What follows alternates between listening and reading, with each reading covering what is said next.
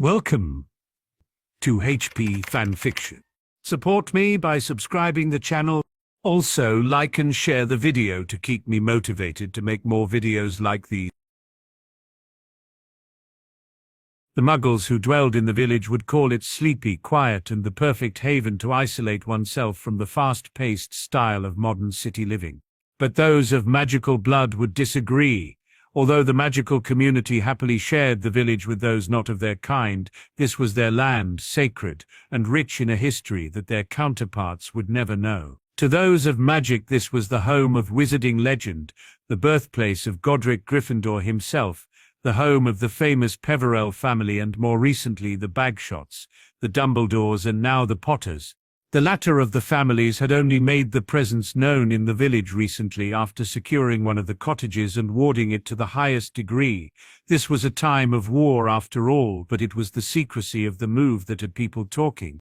The non-magicals noticed nothing out of the ordinary. It was simply as though that cottage in particular had never existed. It was, however, a different story altogether for those of magic. They knew something had changed within their community, and in a time such as this, it was nerve-wracking to say the least. They all had vague memories of that particular cottage, but when they attempted to investigate, they merely forgot about it for a brief time and returned to their daily lives before they would once again become curious to its disappearance. It was a continuous process that would repeat itself over a period of several months, but that would all change overnight, a night that would be known as the greatest victory over darkness in modern history. Halloween 1981, Godric's Hollow.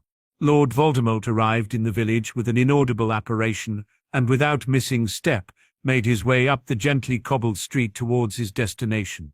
The final dregs of the Muggle children were finishing up their trick-or-treating for the evening, and none paid any heed to the tall man dressed in such a strange black robe.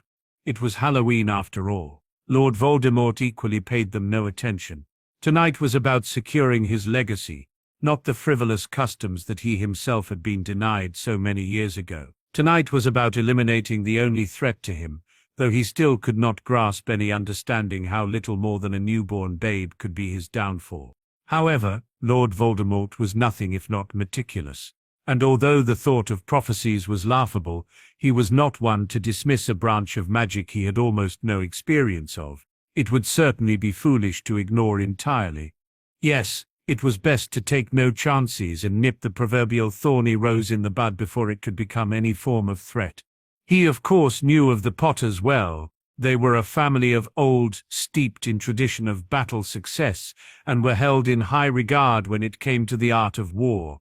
The damned parents of his next victim had already given him enough problems in recent years, but that would end this very evening. The three of them would all meet their maker at the end of his wand. He smiled cruelly as the cottage he was looking for came into view. The traitor Pettigrew had been invaluable in finding it. However, the Dark Lord had no room for traitors in his ranks. When the night was over, the rat would also be killed for his cowardice. Lord Voldemort did not reward cowards, even if they were as helpful as young Peter had been. The thought of the man disgusted him. If the thought of the man sickened him, it was nothing compared to the sight of the rat leaning nervously in the doorway of the house as he reached the gate. The Dark Lord sneered in distaste before crossing the powerful ward line, shuddering as the powerful magic washed over him. He paused briefly at the shudder. It had not been a typical shudder one would feel when crossing a magical barrier, but a shudder of something that he had long forgotten, something that he had not felt in decades. A sense of foreboding and the smallest jolt of fear. He frowned and shook his head, but smirked nonetheless. He may be immortal, but a reminder of what fear was always amused him, though this was more unsettling than he would ever admit. "My lord, I trust you had no issues finding it," Peter stated, offering the other a bow. "Why are you here, Wormtail?" The rotund man trembled at the near hiss in the Dark Lord's voice. "The Potters asked me to babysit while they attended a meeting with the Order." The Dark Lord growled. He wanted the entire family dead, but now he would have to settle for his primary objective. He smirked again at the thought of them returning home to find their son dead. That would have to do for now. There was no doubt in his mind that he would get the chance to finish the parents at a different time. "Leave Wormtail," he commanded. Peter looked as though he wanted to say something, but the tone of his master's voice had him holding his tongue. He instead swallowed nervously before nodding and scarpering away in his rat form. When the traitor was out of sight, he crossed the threshold into the home and snorted at the simplicity and sparse nature of the property. The Potters were exceedingly wealthy, but this house reflected none of that wealth. It was decorated in the most basic of manner with a lot of Muggle-made furniture and implements. He sighed in disappointment. It was certainly a shame to see a family such as the Potters to stoop so low as to live like the disgusting Muggles, though he knew he should not be surprised, since the newest head of the family had married a mudblood. Instead of investigating further, he made his way up the stairs to be faced by 6 doors, all of them open besides one. The room in which the child he sought would be sleeping restfully. The door creaked gently as he opened it, and his eyes became wide at the unexpected development. The rat would suffer before he died for not mentioning this. He must have been under some kind of vow, he muttered irritably. Where he expected to find one small boy no older than 1.5 years old, he found 2 children, one at least past his 3rd birthday. The youngest of the boys was asleep as he had been promised, but the elder looked up at him with large, innocent green eyes that shined gently in the moonlight pouring through the window. The Dark Lord frowned at the boy, but he did not waver under the glare. He instead returned it stubbornly. The man chuckled involuntarily and scolded himself immediately.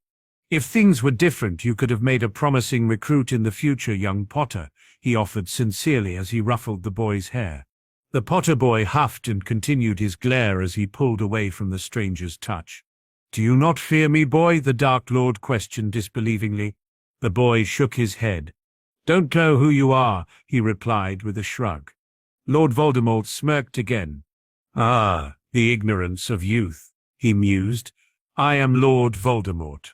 The boy's eyes widened and his lips began to tremble at the realization. The Dark Lord smirked once more, this time in triumph. "Now you understand the gravity of the situation." The boy looked around helplessly, praying that his parents would come and save him and his baby brother. "We are quite alone, but don't worry. If you don't interfere, then I will make your death painless." The boy was frozen in fear, but felt something stirring inside of him at the thought of the impending doom he was sure to face. He began to feel a little brave audaciousness fueled by anger, but not quite bold enough to be defiant. The Dark Lord turned away from the elder child. He was no threat after all, and he had something much more important to deal with. It was the one born as the 7th month dies after all, and he knew that it was the younger Potter that the prophecy referred to. Severus had assured him of that more than 1 year ago. He began burning the necessary runes into the wooden floor, something he had practiced dozens of times and had completed on 5 other occasions thus far. This would bring him one step closer to the most magical number of Horcruxes. Then his immortality would be secure. Even Dumbledore nor Merlin himself could not prevent his domination of the wizarding world. With the runes drawn, he began to chant in a long-forgotten tongue, the incantation practiced to perfection since before he was 16 years old, from a scroll he had found in the chamber of his ancestor, helpfully translated by the greatest of the founding 4. The more and more he chanted, the more he could feel the pull on his magic and his very soul. He reached the point of near exhaustion and quickly drew the shield of Gryffindor from his pocket and resized it, the final Founder's artifact he had searched for to complete the set. When he was on the brink of losing consciousness, he leveled his wand at the sleeping boy, steadying his trembling hand so his aim was true. "Avada Kedavra," he roared. Unknown to the Dark Lord, the elder Potter's son had managed to rile up his courage into action. The fear of his brother being hurt, combined with his desire to protect him by any means, spurred him on, and he dived in front of the green spell. The Dark Lord could only watch in shock as the spell rebounded off the boy and headed back towards him, much too quickly for him to dodge. The next thing he became aware of was pain. Pain beyond pain racked every fiber of his being, and the agony left him screaming as his soul tore. He could not be sure of how long it lasted. It may only have been seconds, but it felt an eternity. All that he knew was that he was no longer in his body, and he could remember nothing of what had happened. His last memory was crossing the ward line of the Potter property and then nothing, a simple haze in the place of what had transpired to leave him in such a state and predicament. Whatever had happened had left him more vulnerable than he had ever been, and he knew he had to flee. However, all he could see was darkness. He braced himself, but nonetheless mustered every ounce of strength and willpower, pushed himself with great effort through the black, catching a glimpse of 4 shadowy figures in a doorway as he came upon the light, before he left as quickly as possible, passing through the walls and wards and disappearing into the night with a final blood-curdling scream. 4 figures stood mesmerized by what they had witnessed, each stuck in a morbid curiosity, mouths agape and a sense of fear gripping their hearts, leaving them shuddering where they stood as the darkness of the magic permeated the air around them. It was the female of the group that escaped her stupor first, as she became aware of the destruction surrounding them. With a worried step she took in what was left, her eyes quickly finding the 2 unconscious children in the room, her sons both lying unmoving amongst the debris. She whimpered slightly as she stepped even more so into the room and came upon the body of her eldest. "Harry," she sobbed as she scooped the boy into her arms and pulled him closer to her chest, completely unaware of the movements of her 3 companions. The boy was still warm to touch, and she breathed a sigh of relief as she felt his chest heave as he inhaled a lungful of air. Her relief was short-lived, however, as a wave of nausea overwhelmed her, a nausea she associated with the darkness herself and her husband had been fighting against these past years. She shuddered as another wave of foulness reached her, a foulness that was unmistakably pouring off her infant son. She sobbed harder as she brushed aside his fringe, only for her hand to come away wet and sticky with blood. Panicking, she swiped away the sticky mess of black hair the boy had inherited from his father, and she gasped at what she saw. A cut in the shape of a lightning bolt was visibly etched into the toddler's head just above his right eye, the point finishing next to his temple. The reek of darkness became more prominent and she physically retched, but somehow managed to prevent the bile from rising into her throat. "James," she moaned as her eyes met the sight of her husband cradling their other child. James swallowed deeply, his eyes full of tears, but he nodded as he pulled the other boy closer to him, choking back a relieved sob. "He's alive, Lily," he managed to croak. Even in his relief, he could not miss the concerned expression of his wife as she cradled the elder boy. "What's wrong, Liles?"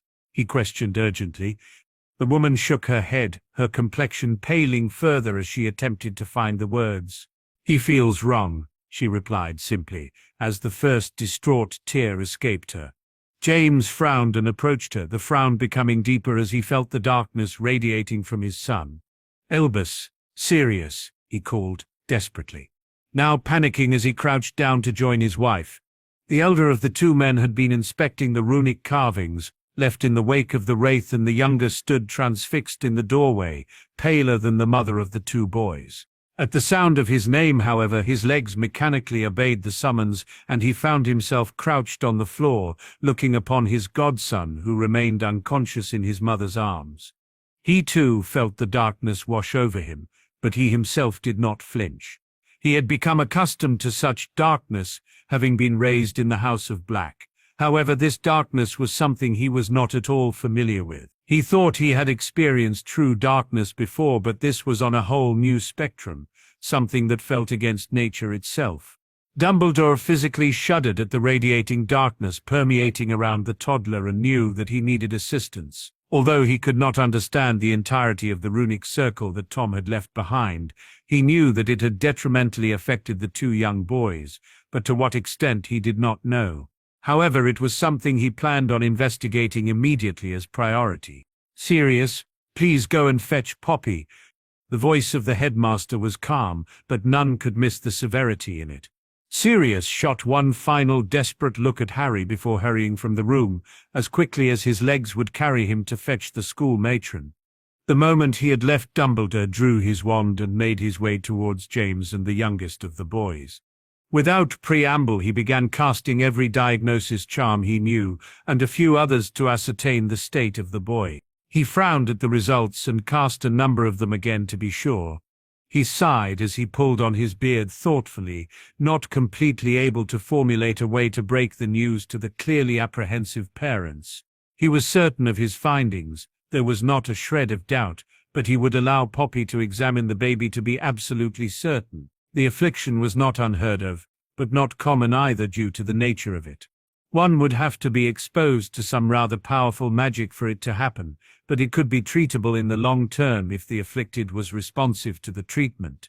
Only time would tell. It was after he had completed the same diagnosis charms on the older boy that left the old man reeling. This was something he had never encountered before, nor heard of, but he at least had an inkling to what had transpired, though the details he would guard until necessary. This in itself would be even more heartbreaking to explain because of what would have to be, if of course his hunch was right, and they usually were. He remained silent as he pieced together his plan. He just hoped that the parents would not be difficult and would agree. He was certain they would once the implications and details had been revealed, and that coming in the form of the now arriving Poppy Pomfrey would add credence to the idea he was currently formulating. The true issue, however, was the man who was accompanying said witch. Sirius Black would fight him on this with everything he had. He sighed deeply as the matron and the still pale man entered the room. Poppy visibly shuddered as the darkness attacked her senses, and she fought the urge to vomit at the heady aroma within. "What on earth happened here?" she asked as her own complexion had quickly become ashen. "You will know soon enough, Poppy," Dumbledore assured her, "but for now we require your expertise." He gestured to the two unconscious boys, and the woman immediately became the consummate professional, her healer instincts taking precedence above her curiosity. She first turned her attention to the youngest Potter and began casting every diagnostic spell she could think of, the results leaving her feeling as though she had swallowed a quaffle. "Merlin," she whispered as she turned her questioning yet sympathetic eyes to the other occupants. "Physically speaking, he is okay." She held up a hand to stall the inevitable exhales of relief. "But something has caused significant damage to his magic," she added worriedly. "What do you mean?" Lily questioned with a whisper. "It's something that can happen when a child is exposed to very powerful dark magic," the healer explained. "His own magic has been fractured because of it." "Fractured?" the red-headed mother asked. Poppy nodded morosely. "His magic has been weakened by whatever happened here." "Will he get better?" James broke in as he placed an arm around his distraught wife. Poppy took a deep breath and let it out forcefully. "It's hard to say," she admitted. "It is possible, but you will have to be very careful with him and his exposure to magic until we can determine how bad the damage is, and we won't know that until his own stabilizes." "I'm sorry, but that's all I know," she finished. "What can we do?"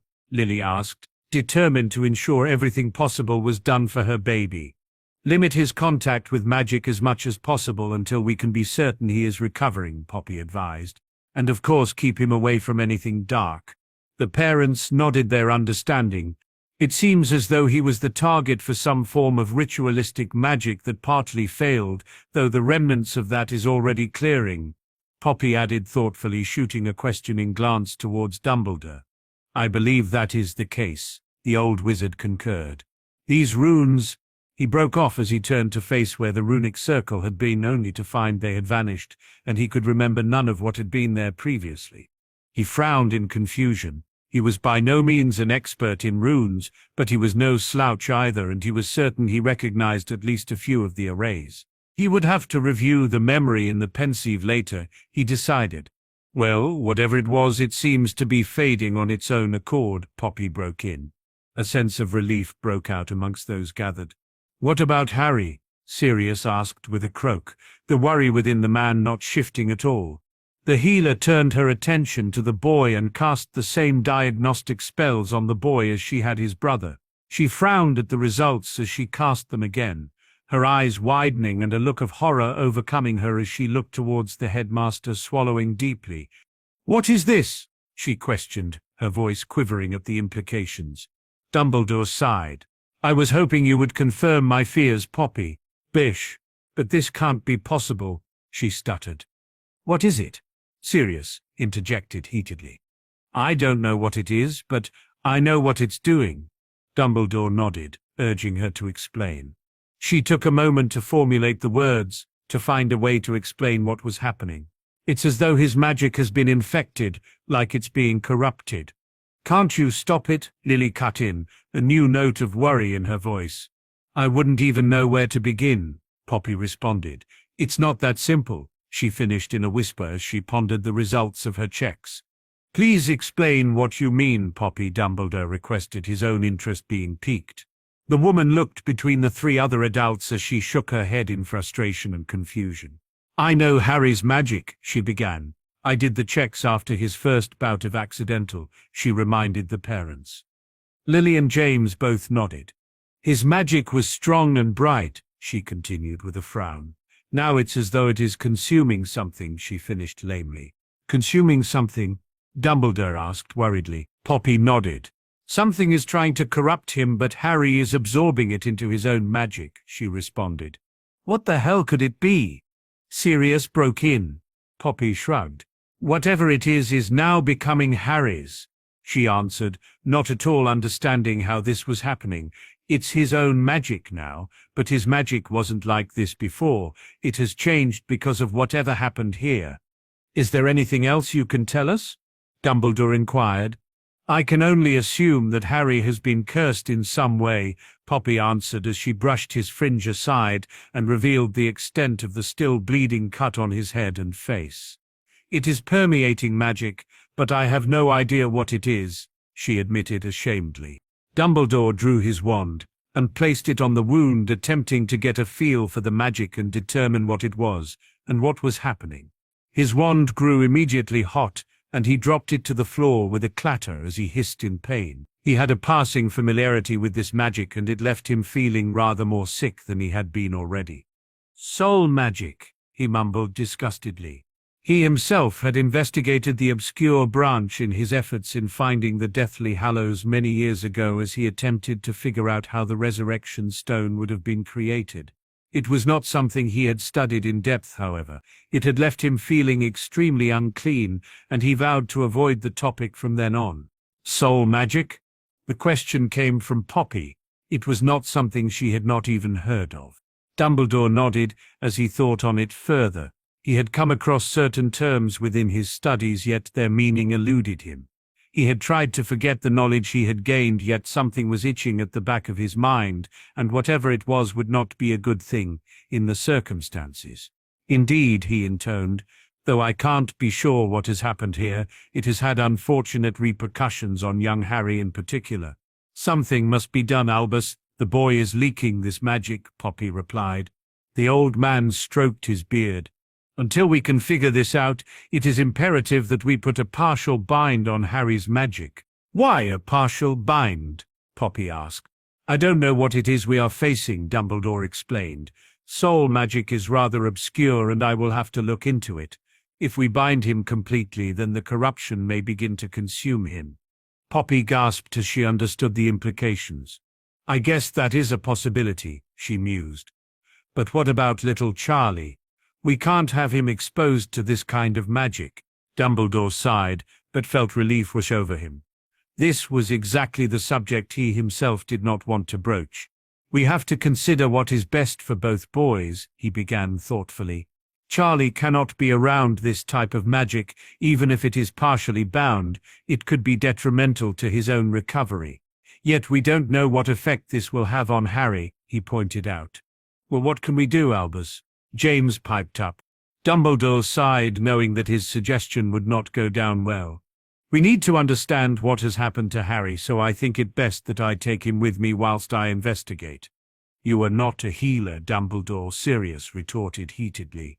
And yet Poppy isn't she freely admits that is clueless on the matter, the headmaster responded, his voice laced with impatience. It is not a healer Harry needs, Sirius. If it was, then Poppy would have him fixed in a jiffy.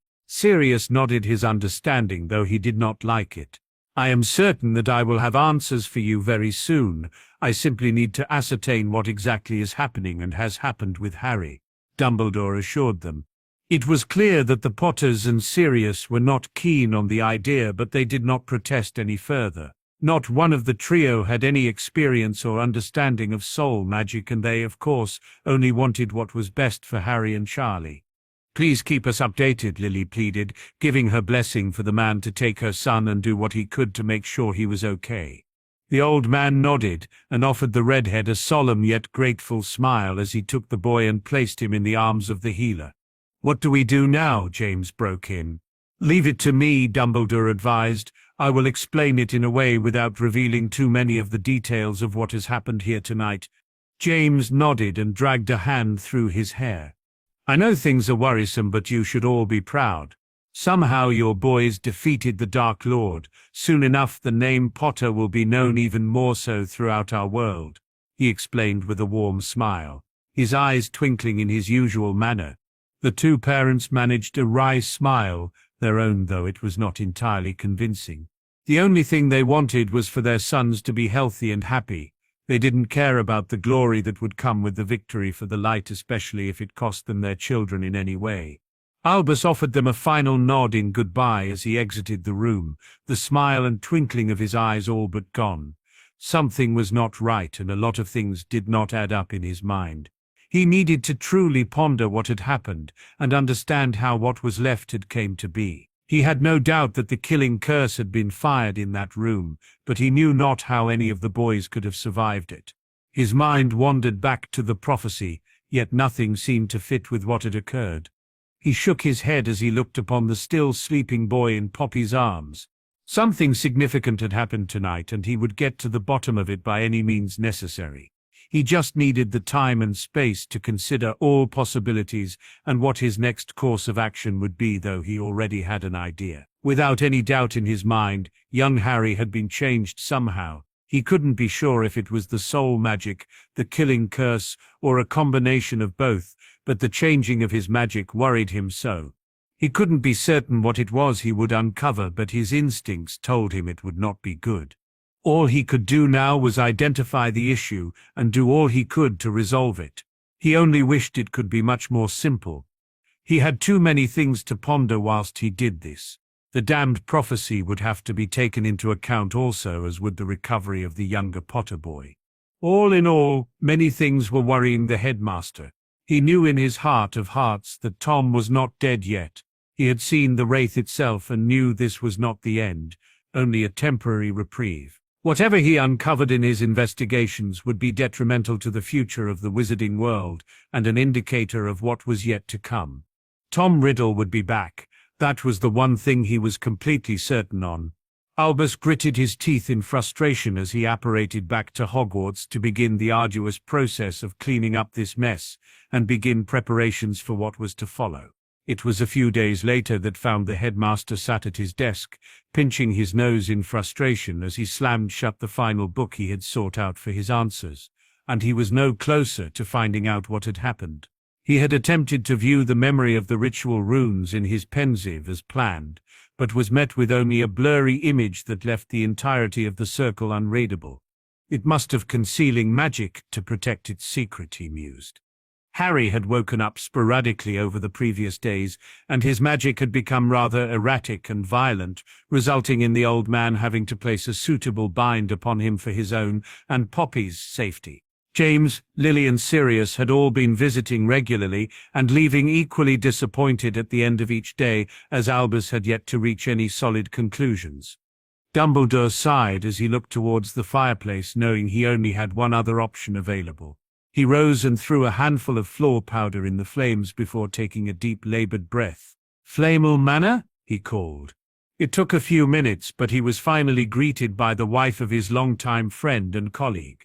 "Albus?" the lady questioned, clearly surprised by the call of the man. "Perenelle," Dumbledore replied fondly. "I was wondering if I could perhaps bother Nicholas for a few moments of his time." The lady simply raised an eyebrow at the request before her head disappeared from the flames, replaced only a moment later by her husband. "Albus, what can I do for you?" Dumbledore sighed and shook his head. "I find myself in a rather delicate situation and I require a favor, old friend," he admitted. Nicholas allowed a brief look of surprise to cross his features before he schooled them once more. "Now I do hope this does not concern my stone." Dumbledore shook his head. Only the lending of a book in your possession, the other man assured him. Nicholas frowned but nodded. Of course. What book do you need? Magic Most Evil. Nicholas scowled at the title and frowned at his former protege. What have you gotten yourself into? He hissed angrily. Albus held up a placating hand. Not myself, but some people close to me. You had better explain yourself quickly, Albus, Nicholas demanded, his anger yet to fade. Albus nodded, feeling a small amount of relief overcoming him, knowing that his mentor would be able to help. I'm sure you are aware that the Dark Lord has fallen. I've heard whispers, the other man conceded. Something to do with the youngest Potter boy, I heard. Indeed, Dumbledore confirmed. It is more complicated than that, however. The elder son is having some issues that I can't figure out.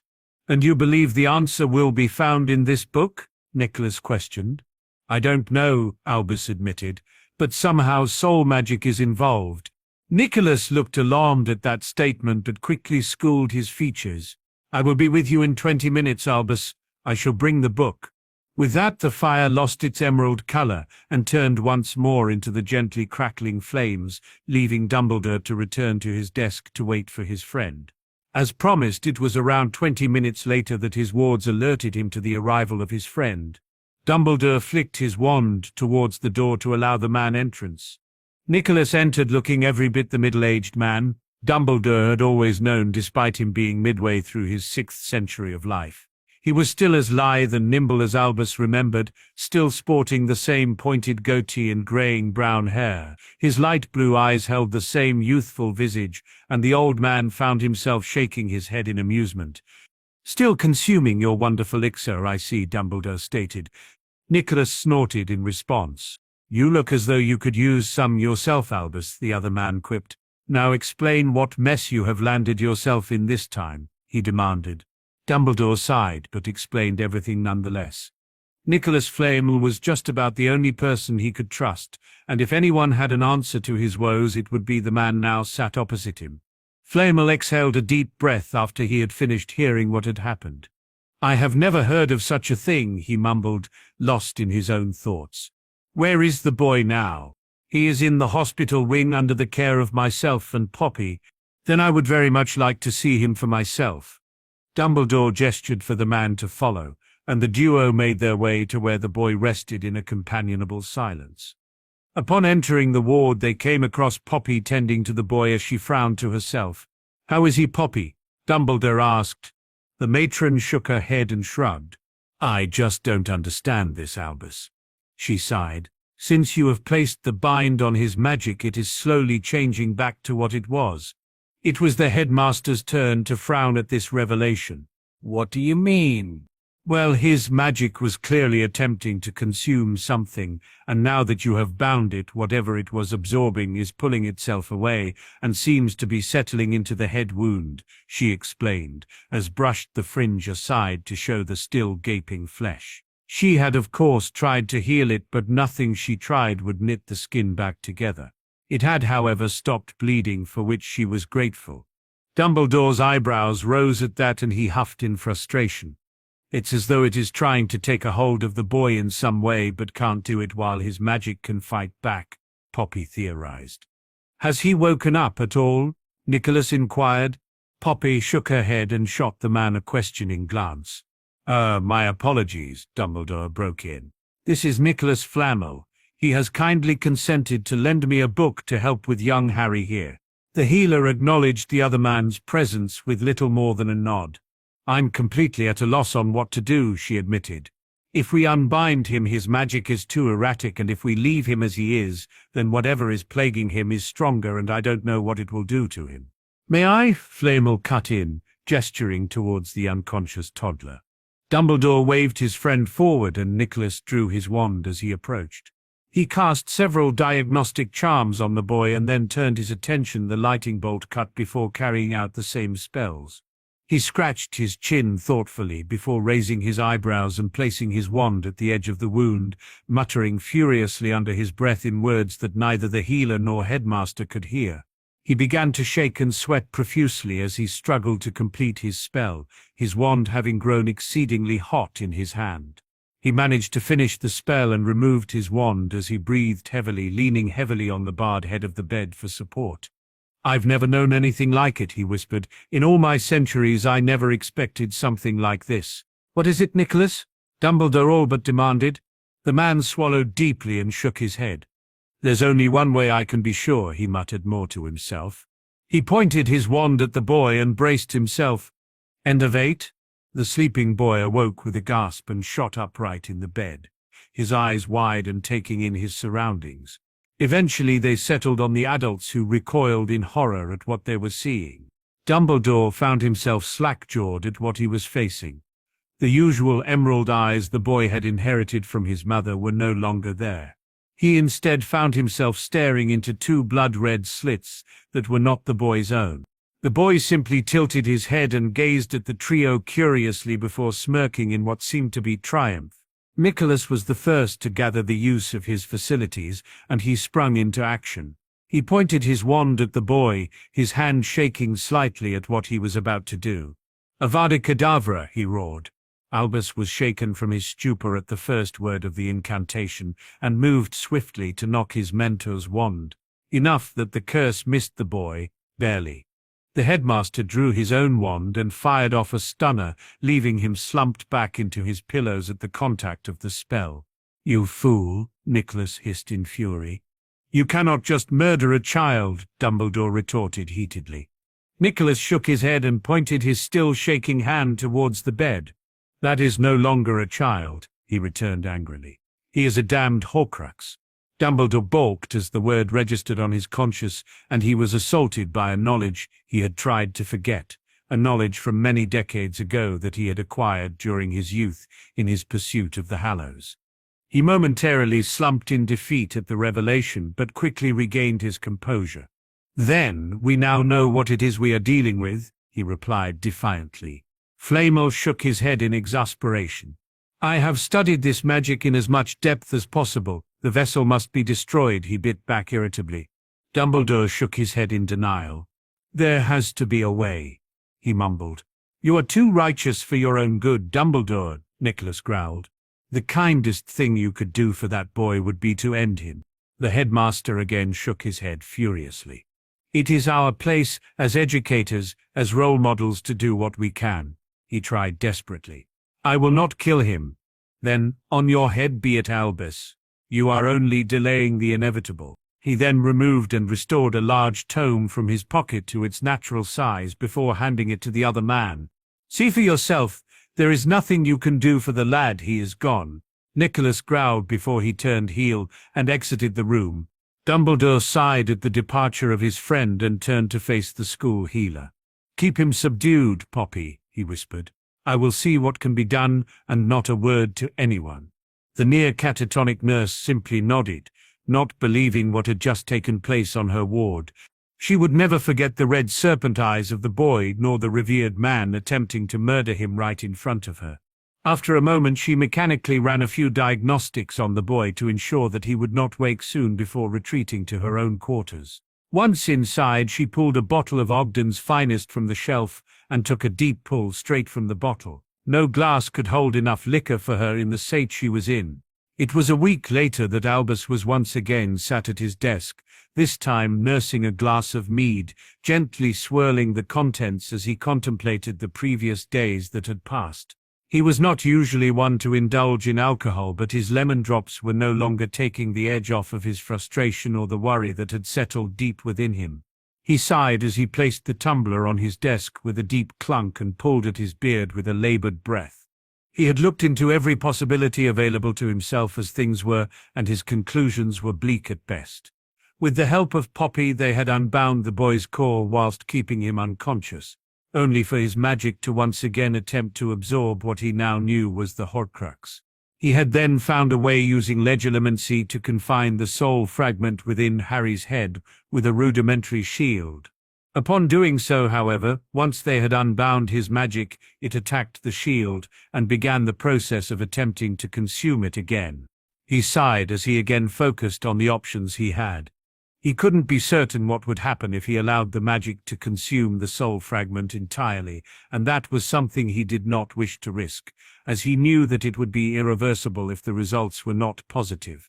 As things were, the boy remained in the hospital wing with both the fragment and his magic bound to keep them separate, but the hold on both was tenuous at best. The duo had discovered that with both being bound, the boy reacted badly to ambient and direct magic, causing him considerable discomfort, and the fragment and his magic in tandem would struggle heavily against the bonds. Adding to this was the realization that Flamel had in fact been correct. There was not a documented way in which the piece of soul could be removed without killing the boy, nor could it be destroyed within his body. The book had explicitly warned against using a live vessel, as the soul piece could not be used or retrieved again after it had been placed there. The truth of the matter was that Albus Dumbledore was stumped on what his next course of action would be, but he knew he had to make a decision soon. His first option was to simply carry out the suggestion of Nicholas and simply kill the boy, ending the issue at hand. Albus felt his heart sink at the very thought. He knew in his heart that he could not do such a thing. The next thing he had to consider was the prophecy itself. In the circumstances, it no longer made sense. Clearly the Dark Lord was alive somewhere in some form, so it had yet to be fulfilled. He couldn't be sure which of the two boys had been marked as Tom's equal, but that was the least of his concerns when taking it into account. It was a few days prior that he stumbled upon a realization that left him feeling sickened, but it was not something that he could not readily dismiss, although he wished he could and prayed to every deity that it would not be so. What if Harry was now the Dark Lord in which the prophecy referred to? If that were the case, then it would be Charlie as the marked equal, and Harry would be whom he had to vanquish to live his own life. The old man had shuddered at the thought, and it was this very moment that he had turned to the bottle to seek some solace. "Coward," he muttered to himself as he emptied the glass in front of him. He knew that he had the power and the opportunity to put the prophecy to rest, and yet he could not bring himself to intervene in the work of fate itself. He simply could not be sure of the repercussions of such actions. The fact was that Albus Dumbledore needed more time, and it was the one precious thing that he had now run out of. The parents of the boys had been patient enough, and he was out of fresh ideas on immediate resolutions. He knew he had to make a decision and act now. He decided his course of action even though it went against everything he stood for. He was aware that it would be, as Nicholas pointed out, much kinder to just end the boy's suffering, but he just could not bring himself to allow that to pass at his own hand. He decided that he could in good conscience only leave it to fate to decide the outcome of the two boys' respective destinies. He would of course continue researching a way to remove the soul fragment from the older boy, but it was something he wasn't even sure was possible, despite the wonderful yet harrowing nature of magic. If his efforts did not come to fruition, however, and what he feared could come to pass in regards to the prophecy, then his now decided course of action would leave Harry to the mercy of his younger brother. Albus felt disgusted with himself for such thoughts and sincerely hoped that this would not be the case, but he just could not be sure as things were. "For the greater good," he muttered, as he made his way to his fireplace. He threw a handful of floof powder into the flames. "Potter Cottage," he called, not relishing the impending difficult conversation. "Albus, is everything okay?" a flustered James asked as he appeared in the living room of the small dwelling. "I think it is best that you come through," he replied before pulling his head from the fire and making his way back to sit behind his desk. It was less than a minute later that he was joined by the Potter parents and Sirius Black. "Remus is watching Charlie," James explained. Dumbledore nodded and gestured for the three to take the seats opposite his own on the other side of the desk. "How is Charlie?" he asked. Poppy had been making daily trips to check on the boy herself, and the healers at St. Mungo's had also been drafted in to consult on the boy's treatment. "He's doing well, but his magic is not improving. The healers won't know much more until he gets older," Lily explained. "We are still keeping magic to a minimum around him as best we can." Dumbledore nodded his understanding. "I of course have my fingers crossed for the boy and hope that when his magic stabilizes we will see a vast improvement in him," he offered genuinely. Lily offered him a weak smile. "Do you have any news on Harry?" James broke in. Dumbledore sighed and nodded sadly. I'm afraid it is not good news, but I do not want you to lose hope. He began, hoping to head off any emotional breakdown this soon into the discussion. Well, what is it? Sirius asked impatiently. The headmaster glanced between the three and nodded. What I am about to reveal cannot leave this room. The safety of yourselves and Wizarding Britain could very well depend on it, he began gravely. The trio silently agreed with the man, and James gestured for him to continue. We all witnessed the wraith that exited the boys' room on Samhain, he stated knowingly. It is my belief that the Dark Lord is not dead, but has only temporarily lost his body. Temporarily? Lily questioned worriedly. That is why this must stay between us. It would be very harmful if this information was to reach the wrong ears, particularly those of his followers and sympathizers, he warned. In his current state, he is no longer a threat, but the situation has become rather complicated. How so? Sirius interjected. It appears that he has created things that will ensure his immortality. When it was clear that none of the trio would speak, he continued. Horcruxes, he revealed in little more than a whisper. What are Horcruxes? The headmaster turned his attention to James, who had asked the question, and he released a deep breath. They are vessels in which an individual can store a part of their soul, thus creating a backup if they somehow succumb to death, he explained. If an individual were to lose their body, then a Horcrux can be used to create a new life for themselves. The three visible paled at the implications. I see you understand the delicacy of the situation. How many did he make? Lily asked. I do not know, the old man admitted, but it is something I plan on investigating and eliminating as soon as possible. What has this got to do with Harry? Sirius piped up. Dumbledore again sighed. It appears that Voldemort was attempting to make another one the night he attacked your home.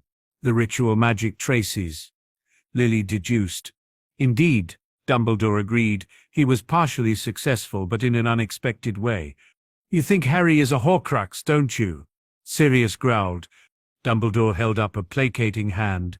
I'm deeply sorry to say, but yes, Harry is housing a fragment of Voldemort's soul in his head wound. James and Lily sat in complete shock, not knowing how to react to the news. Sirius shot to his feet angrily and slammed his hands on the desk. Then get your wrinkled ass in there and get it out of him, he roared. The headmaster shook his head, tiredly. There is not a known way of removing it without killing Harry. Every way of destroying a Horcrux will also eradicate the vessel, he explained patiently. Sirius began pacing frantically back and forth, not wanting to believe what it was he was hearing. What can we do? A clearly distraught Lily asked. I do have an idea, but I fear there are other things to explain first. Dumbledore responded. The three listened with rapt attention as he explained the complications that had arisen with Harry's magic, the soul fragment, and how they were reacting to each other at that moment. He also explained the reaction each thing had to other magic, whilst they were both bound, as they were now. But shouldn't we wait until his own magic settles before we make any other decision? Is it not possible that it could fix itself like Charlie's might? Lily asked with a hint of desperation. Dumbledore stroked his beard in thought. It is a possibility that when he is older his magic may sufficiently suppress the influence of the fragment, but I am afraid I cannot be certain, he conceded. So what do you suggest? Sirius questioned with a hint of venom lacing his tone. I need time to look into this and explore every possibility, but whilst I do so, it is in Harry's best interests that he remains bound. But that could severely hamper his own magical development, Sirius pointed out. And if we don't leave him the way he is, then the soul fragment could assert full control of him, and he would no longer be Harry, just a body that Voldemort has taken for his own. Dumbledore returned hotly. He took a deep breath to calm himself. I'm sorry, Sirius, but our options are very limited right now. So what do you think we should do? James broke in. In his current state, it is not a good idea for him to be around a lot of magic. It could cause untold complications if the bonds were to break, and either his magic consumes the fragment or the fragment seizes control. James and Lily both nodded their understanding. I don't know how young Charlie will react to having such dark magic in such a close vicinity of himself either. If the bond is compromised in any way, then it could affect him adversely. or the fragment may sense an easier target to seize and attempt to move over to him. Not enough is known about them to be certain what could happen. But you said it was impossible to remove without killing Harry, Sirius reminded him.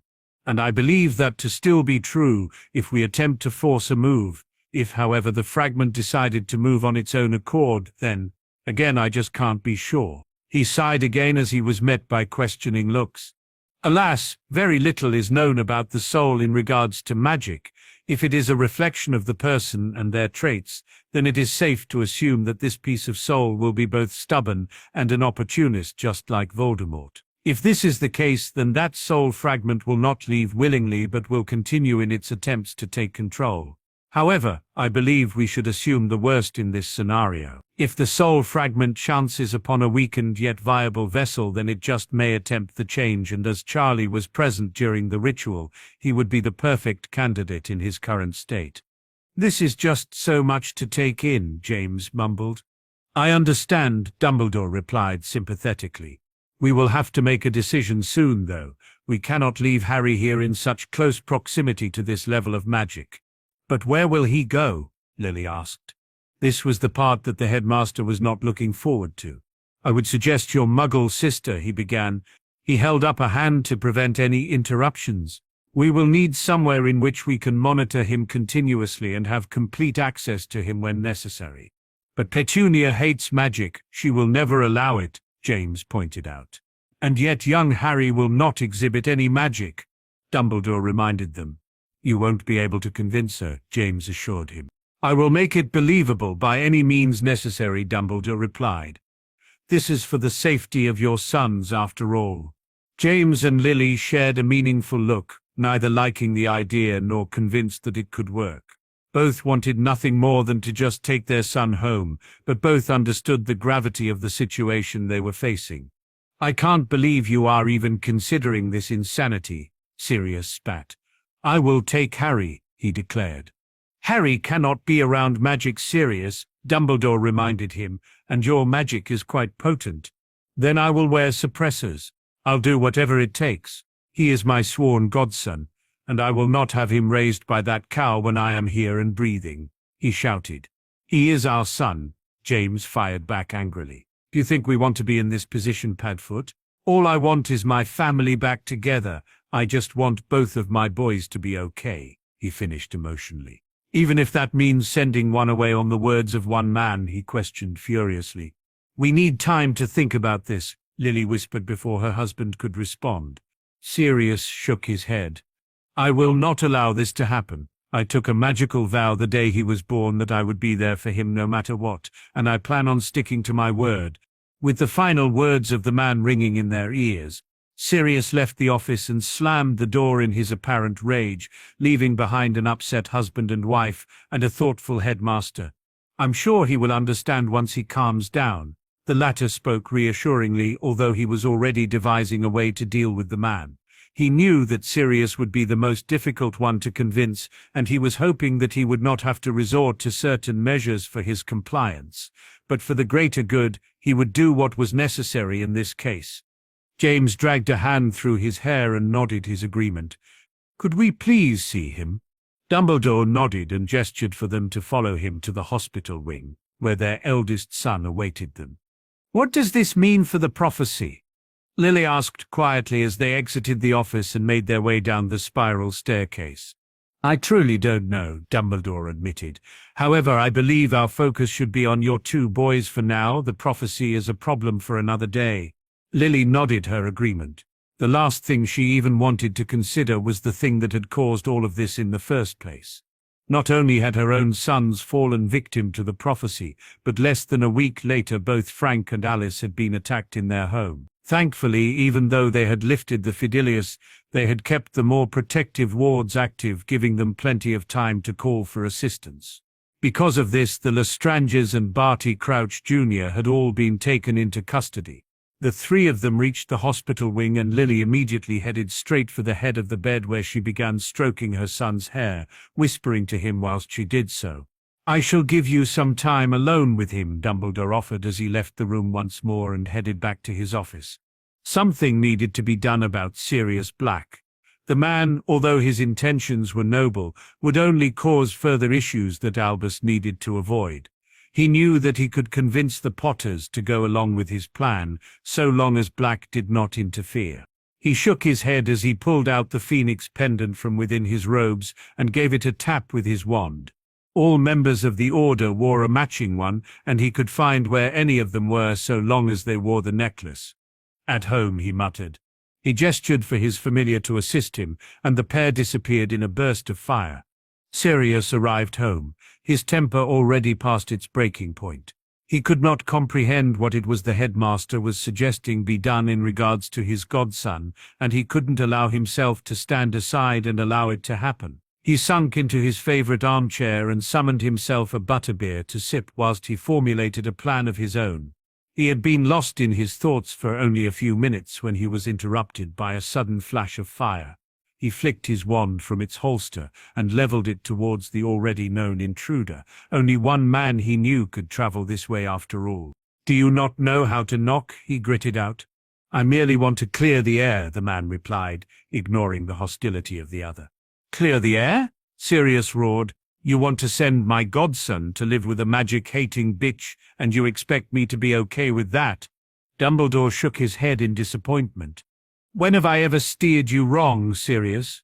"You haven't," Sirius begrudgingly conceded. "But you are wrong about this Albus, and I won't let you take him from me." The headmaster sighed before drawing his own wand. "Then I can only apologize that it has come to this, my boy," he intoned sincerely. Sirius was shocked that the man he admired would actually draw his wand on him. He froze momentarily, but managed to block the stunner Dumbledore sent towards him with a hastily erected shield. "What the hell are you doing, you old coot?" Dumbledore did not reply. He instead fired a shield breaker followed by a body-bind curse. The confined space did not allow Sirius to avoid these, and he found himself rendered unable to move. He could only look on as the man approached him, his wand still aimed in his direction. "I truly wished that you would be able to see it my way, Sirius, but I know now that will not be the case," he sighed. "Forgive me, my friend." He then aimed the wand between the younger man's eyes before casting his chosen spell. "Obliviate," he whispered. The telltale sign of the blanking of the eyes told of the success of the spell. All that was left to do was fill in the blanks he had created with a few false memories and send the man on his way with a compulsion charm or two. He would not change the man himself in any way, but with a few memories here and there, a compulsion to pursue his childhood dreams, and the desire to leave immediately was all that needed to be done. The headmaster completed his task and obliviated the young man once more for good measure. He would not remember anything in relation to the fall of the Dark Lord, but would believe the war ended and his friends were happy and beginning life as a proper family, without having to be in hiding. With his friends happy, he would now be free to live his own life, to build a legacy of his own. Before releasing the man from his spell, he compelled him to write a letter to the Potters, one that would convince them that he had left at the behest of his own ambitions. He then disillusioned himself before ending the charm. He watched the man send off an owl with his letter and begin packing before he apparated away without a sound. A couple of 100 miles north, Arcturus Orion Black was sat at his desk as he reviewed the family holdings for what he believed would be the last time. He had heard through the grapevine that the Dark Lord had fallen whilst attacking the Potters, a bit of news that had left a bitter taste in his mouth. By no means did he follow the man, nor did he particularly care for him and his ideology. He did, however, have a vested interest tied up in his cause for some time. His family, the entirety of them minus the blood traitor Andromeda and his grandson Sirius, had decided to throw in their lot with him, and nothing Arcturus could say or do would have prevented it. Walburga had been the first to declare her allegiance to the man, swiftly followed by her husband and Regulus. Bellatrix soon followed, and Narcissa had little choice, as her husband was in it further than any other he knew. His sister Cassiopeia had opted to remain abroad and abstain from taking part, one of the small saving graces of the conflict for the Black Patriarch. He couldn't help but shake his head at the frustration he felt. He wished beyond anything that at least one of the younger generation would have chosen to remain neutral. It had not come to pass, however, and now he had lost the majority of them to the recently ended war. Regulus, Orion and Wahlberger had all been killed somewhere along the line.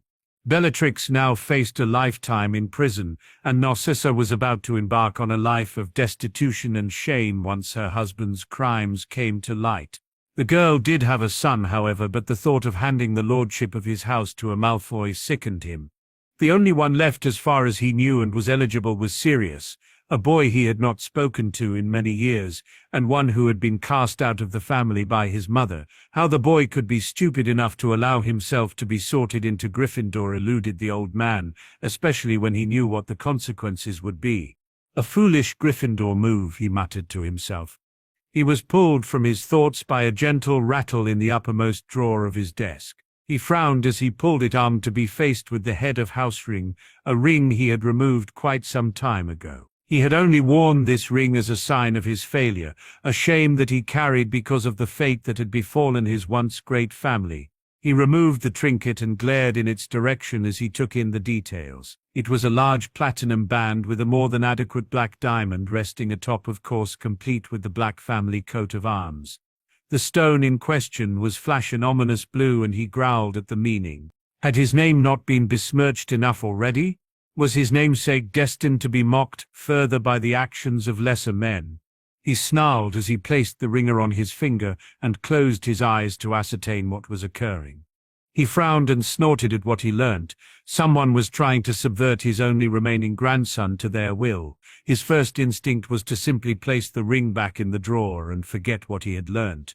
But a voice in the back of his mind called out for him to act, to bring his swift justice on those that would dare usurp the name Black. Instead of removing the ring, he once more closed his eyes and focused on the remaining connections he could feel. The one to Sirius was faint but still easily identifiable. It was not this one he sought out, however. The one he wanted was for his younger sister, and he found it quickly, as strong as ever. With a push of his magic, he requested her company so he could instruct her to look into the matter. He himself was too old to be traipsing around after his idiot grandson, but it was his duty as his head of house to act, regardless of whether or not he had been cast out.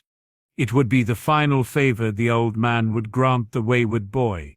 He sat back in his chair and waited for the arrival of his sister, contemplating and cursing his decision to have the blood magic imbued into the ring. The charms themselves would alert the head of house of attempts of line theft or attempts to control them against their will for any other nefarious reason. What did confuse him, however, is why anyone would have a reason to do this to Sirius.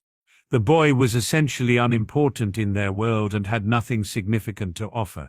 He had no political or monetary influence.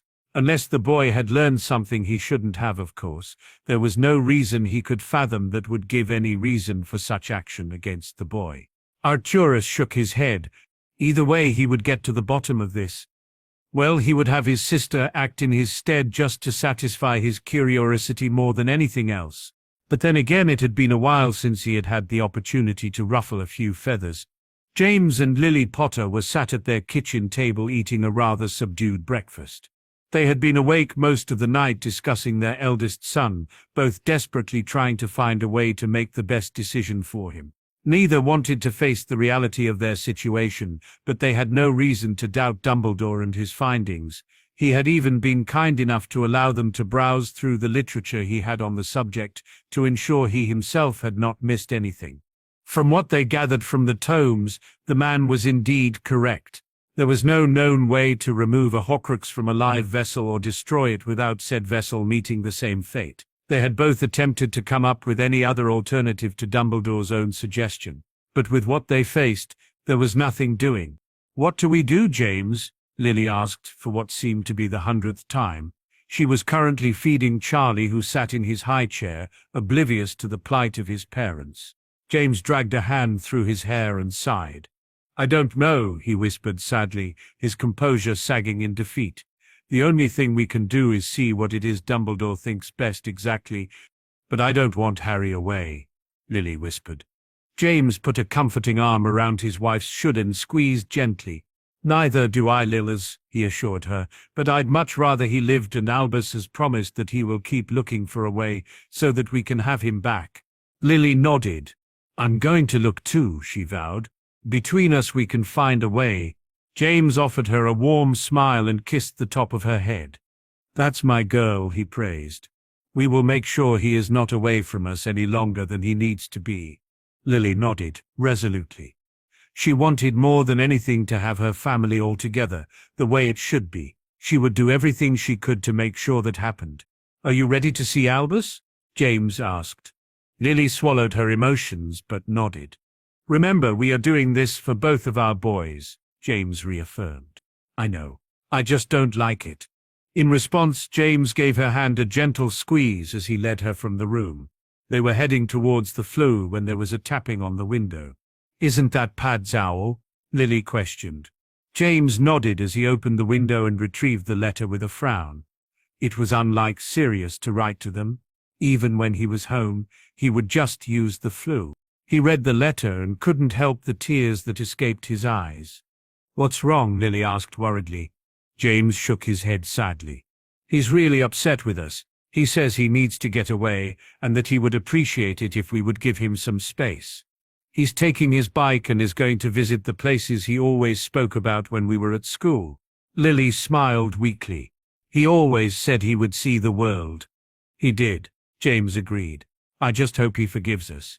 I'm sure he will when he calms down, Lily replied as she rubbed his back soothingly. You know he's hot-headed and stubborn. He takes a little longer to take things in. James nodded. I hope you're right, Lils. Albus Dumbledore stood at the foot of the bed that Harry Potter had been occupying for the best part of 2 weeks now, feeling shame at the actions he had taken the previous night. He hated that such a thing was necessary, and even the necessity of the situation could not remove the dirty feeling it had left him with. His musings were brought to an end as James and Lily entered the ward. How is he, Albus? Lily questioned. He offered her a genuine smile. Very much the same, my dear, he answered benignly. And you are certain there is no other way? James tried. The old man shook his head apologetically.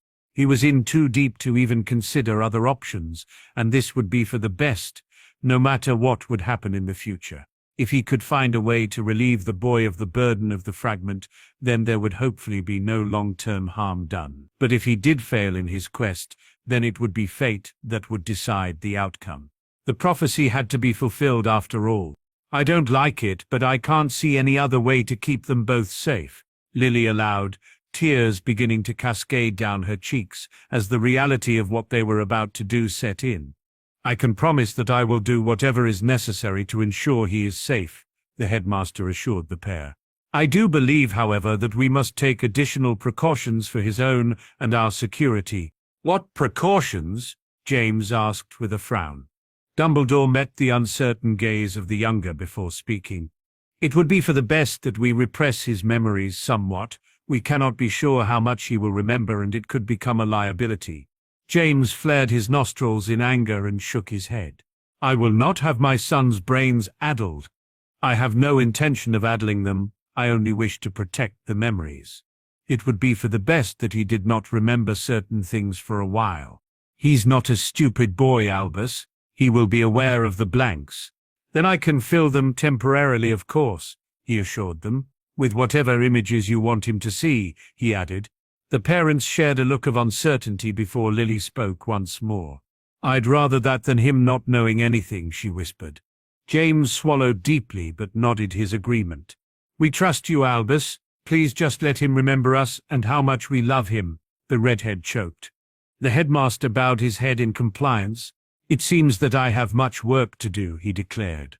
Both James and Lily took the hint of dismissal and approached their still sleeping son. James took his tiny hand in his own and stroked the back of it with his thumb, whilst his wife placed a kiss on the boy's forehead, next to his slowly closing wound. I love you very much, Harry, more than I could ever put into words. Please don't ever forget that, she whispered in his ear. At the sound of her voice and feeling of her breath, the toddler's eyes opened and Lily could see her own emerald pools reflected back at her. Mum? The boy asked tiredly.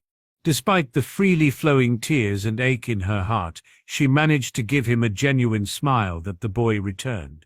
Go back to sleep, Harry James, she cooed gently. We will see you again very soon. The The boy nodded happily and snuggled himself deeper into his blanket, briefly aware of his father placing a kiss on the top of his head before Morpheus claimed him once more. "Take care of our boy Albus," James almost pleaded as he led his broken wife from the room, both pausing to catch one final glimpse of their son. Albus felt his already heavy heart sink even further into the depths of his stomach as he fought against the emotions he felt. After composing himself, he drew his wand and began the process of repressing young Harry's memories and filling in the gaps as he'd promised he would. Upon finishing, he placed a light sleeping charm on the boy so not to disturb his slumber and carried him from the room to put the final part of his plan into practice. Petunia Dursley was woken, as usual, in the early hours by her crying infant son. Dudley was a hungry little 1-year-old, but she didn't mind. She loved the bonding moments they shared as she soothed him and satiated his appetite. She pulled her sheets off her and climbed out of bed, putting on a pair of fluffy pink slippers as she did so. As quietly as she could, so not to disturb her husband, she donned a matching gown as she left the room to tend to her baby. She paused and smiled to herself as she reached the smallest bedroom of the house and opened the door just enough to spot the familiar messy black hair of her nephew as he slept soundly. The boy had been no problem since herself and Vernon had taken him in not long after Dudley had been born. It was unfortunate that her sister had passed away, but they had never really been close as children. Harry had been a blessing on her and the rest of the Dursleys, however, and she loved the boy as though he was her own. She couldn't fight the urge to enter the room and look upon the boy a little closer. She did so, and he stirred, opening his eyes in confusion as he took in the woman before him. He seemed to struggle for a moment, but became still eventually and gave her his usual cheeky grin. Petunia, however, felt as though she had hit a wall.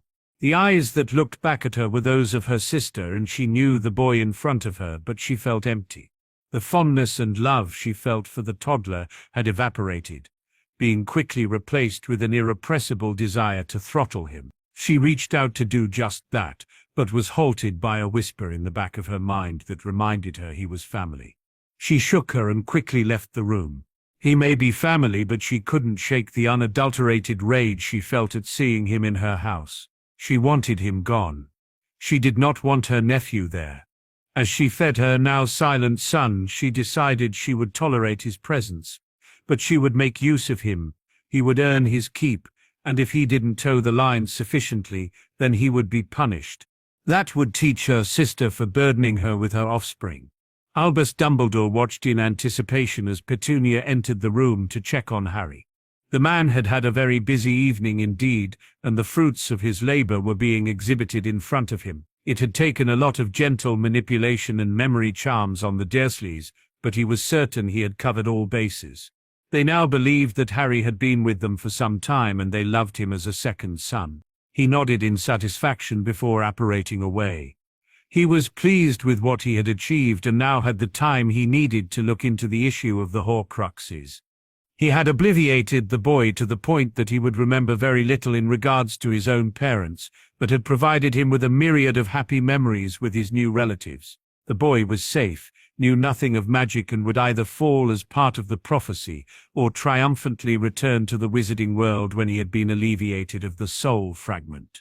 What Albus Dumbledore had overlooked, however, was that love cannot be replicated even with the aid of the wondrous thing that was magic. All he had truly done was sentence an innocent boy to many dark days. As the witches and wizards of Britain rejoiced in the fall of the Dark Lord, Harry Potter slept soundly, not knowing that his lot in life had shifted, and with such a shift, the consequences would be felt by those around him in the years to come. Sirius Black ticked off the final activity on his to-do list with a flourish and grinned happily as he thought back on the last 8 months of traveling. He had been to China, he had seen the countries of South America, and he had spent much time on the Caribbean islands, shaking off the final vestiges of the war.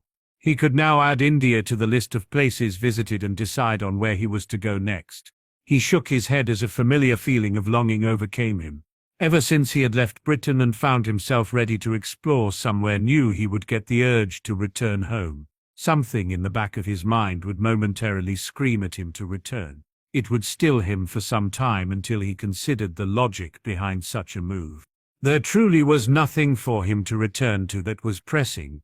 Both James and Lily were getting some much-needed time with the boys after being holed up for so long, and he had no family of his own that he wanted to be with.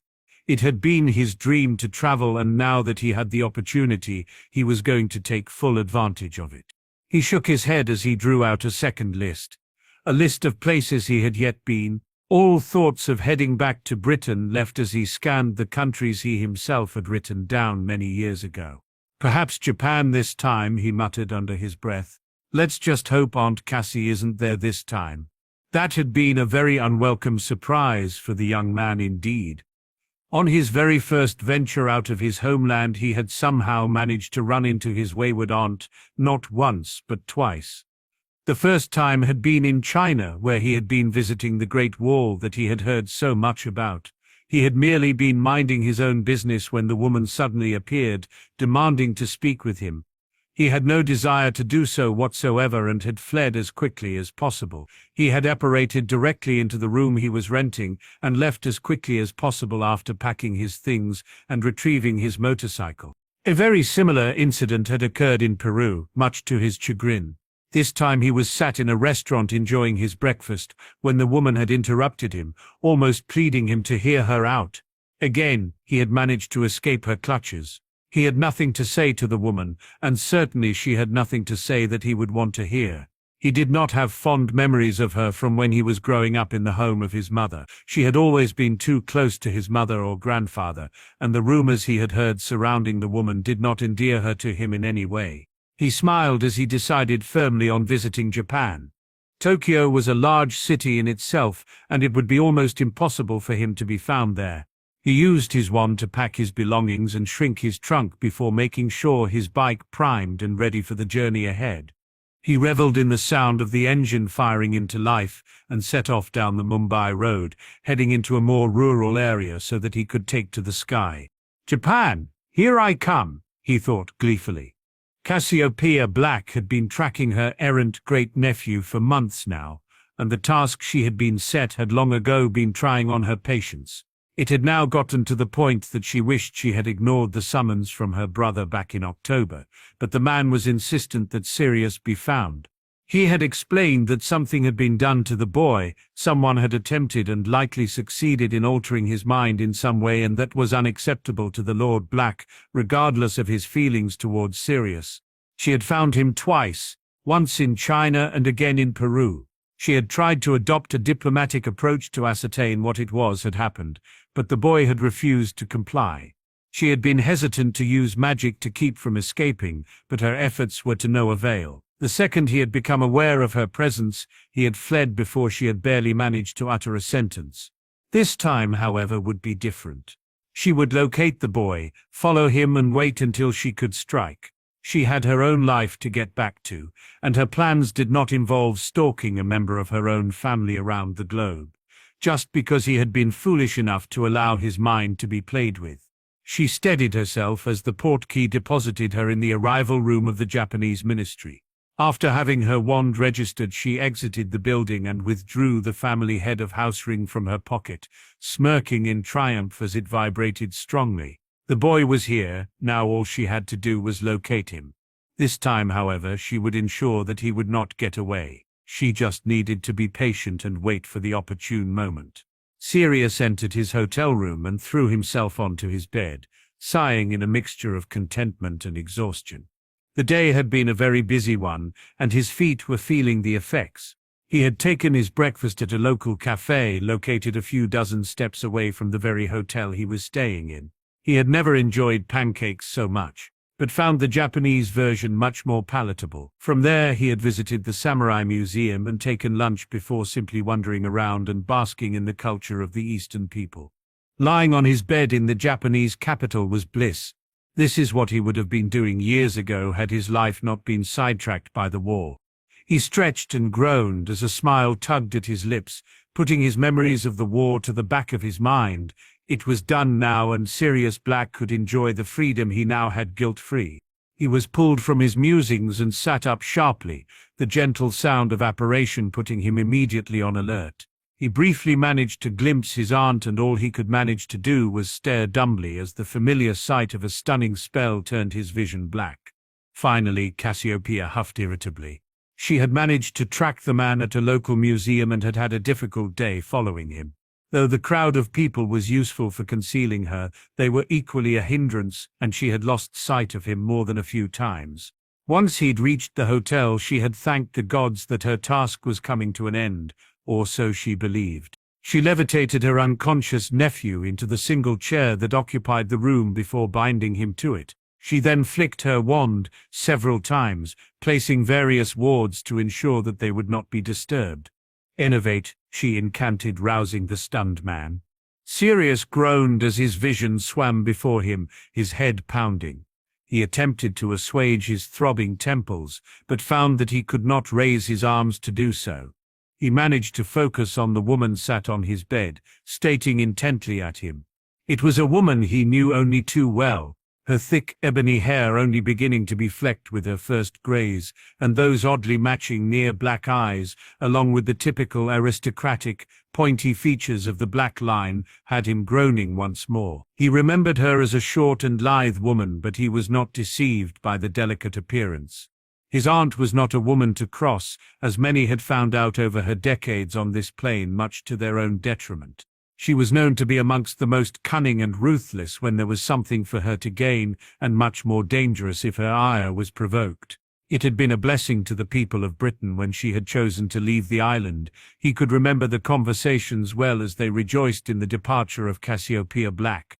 "What do you want, you mad cow?" he questioned irritably. Cassiopeia raised a delicate eyebrow in response before hitting the boy with a stinging hex on the thigh, causing him to hiss in discomfort. My Sirius, whatever happened to your manners?" The man barked out a short laughter of amusement. "I left those behind the day that so of a woman cast me out," he spat. Cassiopeia shook her head and sighed. "Manners are something that should never be forgotten," she chastised. "Says the woman who stalks and stuns one of their own blood," he grumbled. Perhaps you're right," she conceded with a smirk. "But I did attempt to approach you twice and you scarpered away like a coward. This is clearly the only way you would listen to me." "Well, what is it you want?" the man demanded again irritably. "Me? There is nothing you have that I would ever want," she returned with a grin. "Your grandfather is concerned, however, that someone has been playing with your mind," she simpered as she tapped his head with her wand. Sirius began struggling at his bonds, desperate to escape at the mention of his grandfather. "So he sent you to kill me?" Cassiopeia giggled in amusement. "My boy, if a black wants you dead, then you'd be dead and be none the wiser," she tittered. "But no, he doesn't want you dead. He only wishes to grant you one last favor before he passes on." "That old bastard will outlive us all," Sirius muttered. "More than likely," his aunt agreed, the teasing smile never leaving her face. "Now are you going to be a good little boy and let me take a peep in your noggin, or are we going to have to play nasty?" This time she leered in excitement at the prospect of a battle of the minds, but her nephew merely shook his head in confusion. "What the bloody hell are you talking about, woman?" she sighed over-dramatically before tapping his head with her wand once more. "Someone has been playing little tricks in your head, Sirius, and your grandfather wants me to take a look and see why someone would want to mess with your tiny brain," she explained as though she was talking to a petulant child. "No one has been messing with my head," Sirius denied vehemently. "Then there's no harm in me taking a look," Cassiopeia countered. "Will you leave and never come back once you're done?" he grumbled. "I have better things to be doing than following you around the world, boy," she assured him. "On my honor as a black I will leave you be," she added. "Fine," he finally conceded, "but no funny business," he warned. The woman shrugged as she pointed her wand and entered his mind with little more than a whisper. Sirius felt her presence, but his was nothing like any other legilimency he had ever experienced before. When he was younger and trained by his father, it felt as though a battering ram was repeatedly pounding into his skull. His aunt, however, simply glided through his mind like a gentle breeze. He knew she was there, he could feel her, and he very much doubted he could have forced her out if he wanted to. The woman emerged only after a few minutes, a frown marring her features. "Well, how very interesting," she mused. Sirius sighed in annoyance. What is so very interesting? Well, your mind has been tampered with. A few memory blanks here and there and a few compulsions to go with it, she informed him. The man shook his head. Blanks? Why would I have blanks? You have been obliviated, I imagine, and the compulsions only add to that suspicion, she shrugged. The man fell silent and tried to think of when it could have happened, but he only drew a blank. Nothing seemed out of the ordinary to himself in any way. Well, I can unblock them for you, or you can live your life in ignorance. Cassiopeia broke in. Whatever you choose, make it quick. I have things to do, she added, flicking her wand and freeing the man from his restraints. Unblock them, he demanded, a feeling of concern settling in. Cassiopeia shrugged and entered his mind once more. She was not particularly fond of the man, but she worked accurately and delicately to restore his memories. She left the compulsion intact, knowing that his head would already be pounding and that they would likely be broken when the memories became settled once more. She vacated his mind and watched him clinging tightly to his head whilst on his knees gasping for air. Shit, that hurt, he growled as he shakily made his way to his feet. It was then that his mind was assaulted with the memories that had been wiped from him and pushed somewhere deep into his subconscious. His eyes widened in horror as he was flooded with what had happened and the days following the previous Halloween. He hissed in pain as the compulsion charms broke and his mind was dominated by only one thought. Harry, he screamed. Said little boy was currently cowering, quivering and curled up on the floor of his cupboard that had become his bedroom. He ached all over and he was cold and hungry, his ears ringing from the most recent treatment at the hands of his uncle. Silent tears streamed down his cheeks as he fought the urge to sob aloud that would only bring further punishment, as he had learnt before when he had dared to voice his suffering. Why was this happening to him? He remembered the good times with his aunt and uncle. They had been forthcoming with affection, always making sure he was well fed and clean. He had his own room where he was allowed to play with his toys or even watch the little portable TV they had brought him. And now, here he lied. He was beaten, unwashed, and covered in his own excrement. All he wanted was for someone to love him, for someone to take him away from here. He smiled slightly at the thought of a red-headed woman. She had always had a smile for him, had held him if he cried and always kissed him good-night before tucking him in. He remembered the man with the glasses too. He would read him a story and ruffle his hair playfully. He spent lots of time with this man and another. The other man always smiled. He had long black hair that the little boy could pull, and though it hurt, the man never complained. He would simply laugh and comment on his strong grip before pulling him into a hug, eliciting giggles from the boy. He wished that these people didn't have to go away. He wished that one day they would come for him and give him back his smile. The past months had been very trying on one Albus Dumbledore. Too many things had happened that had left him with a constant headache. He pulled at his beard in thought as he leaned back in his chair, trying to piece together how everything had become such a mess. The first issue had been with Harry Potter himself and what he had discovered during his time inside the mind of the young boy. As clear as day, he had seen what had transpired that faithful night, and all that was achieved was the man being left at even more of a loss. As he had already suspected, the younger sibling had been the initial target of Tom, yet things certainly had not gone to plan.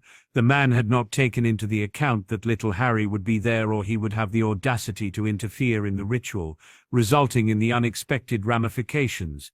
The shock of the man had only increased when Harry had selflessly dived in front of the killing curse, not only interrupting the ritual itself, but also somehow surviving the encounter in some way. This is what had the man worried himself. The curse should have stripped the life from him immediately, but this had not happened. Instead, the elder Potter boy had clung on to his life, and at the very least a part of his own soul, as his own tests had determined.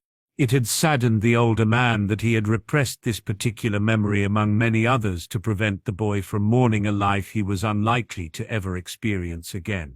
From what Albus Dumbledore could now confidently deduce, the boy would have to die for the Dark Lord to truly fall. All that was left now was to determine how many of these soul anchors Tom had managed to create before destroying them, and inevitably causing the one in the boy to become much more active and dangerous. He shook his head, wishing that this were the least of his worries. Alas, no. On 2 occasions thus far he had had to visit the relatives of the boy to re-establish the charms he had put in place on the very night he had delivered him to their home. Somehow they had managed to repel against them, much to his displeasure. The boy had started to receive some unhealthy treatment because of this, but the headmaster had put it right. He had vowed to keep a much closer eye on the situation and take further measures if necessary. Again, he found himself wishing that his problems had ended here, but he once more found himself shaking his head in displeasure. The biggest problem of them all had been the Potter parents themselves. They had been utterly inconsolable at the decision they had initially made to trust the headmaster with their infant son, a decision they had wanted to change almost immediately. The very moment he had returned from dropping off the boy, he had found both James and Lily waiting for him in his office, demanding the return of their boy. It had taken many hours and a few well-timed compulsion charms for to return home, once more content that everything was in hand and that he was doing everything possible to remedy the situation. This had of course all taken place before the true reality of the situation had been understood by the old man, and now too much had happened for him to simply return the boy. The Horcrux, of course, was a major factor, and something that Dumbledore believed could only be dealt with one way, and even his own brilliant mind could not be certain of the outcome. Not only that, it was very unlikely that the Potters would allow such a thing to transpire, and the headmaster could not blame them. Who on earth would allow their son to be hit by another killing curse? And one that would have to be taken selflessly at that. They had been insistent on being allowed to at least visit their son in his new home, and usually the headmaster would of course allow this, if the steps he had taken initially had not been so drastic. He found the only way that he would get the boy to settle into his new home is if he believed that his parents were dead. He still felt great shame for making such a move, but he had, and he'd have to live with that. He had managed to plant a very vague, false memory that would leave Harry believing that both James and Lily had perished during the war. The love and fondness the boy felt for them would have been too strong if left unchecked, and would likely have been a catalyst for his other charms to come undone. Adding to this, the likelihood of the memories he had purposely repressed resurfacing would increase exponentially if access to such powerful, emotionally charged memories were to be allowed. Regardless of any assurances he had made to the parents, their insistence only grew, and Albus once more found himself having to take measures that left him feeling even more shameful. They had one day burst into his office, threatening to involve the ministry if he did not have their child returned immediately. Albus had once again managed to appease them with promises that they would be able to visit the boy. He instead paid a late-night trip to the small home, and placed a few charms on their order pendants. The charms would merely amplify the feelings of trust they felt towards the man. Not the most ethical of move in any sense, but Albus felt it was necessary. It was the next step that made him feel sick with guilt, and one that he carried out as what he saw to be a last resort. Whilst they were sleeping, he managed to implant a fake memory into each of their minds, a memory of them visiting little Harry at his aunt and uncle's home. The act itself had left the headmaster completely disgusted with himself, and sleep had not come easily to him since, and he knew he deserved such restlessness. The feelings left with him because of said act could barely touch the surface, however, of the self-loathing he felt when the pair had entered the office the next morning with smiles he hadn't seen since their school days. They even thanked him profusely for allowing the visit. A few tears escaped him at this memory, and he hung his head in shame. Albus knew that he was in way over his head. For the first time in his life he felt as though he was at a loss with what to do next. Even the death of his sister, an occurrence that still plagued him, had never left him feeling so lost. Nicholas flat out refused to speak to him on the matter, and there was no one else he could trust with such information without it possibly being leaked. He had cried almost daily at what he had done, but he was in too deep to go back without the family rightfully hating him for what he had done. He still believed that his intentions were good and honorable, and that is the one thought he found solace in. He had never intended for such a thing to become such a mess, but here he was. He would of course strive to end the presence of Tom Riddle, and he would of course come clean when the time was right. But for now it was Albus against the world. just as it always seemed to be ever since Gellert had left his side and ever since he had killed the same man all those years ago. It had taken what seemed to be an eternity for Cassiopeia Black to even begin to calm down her frantic great-nephew.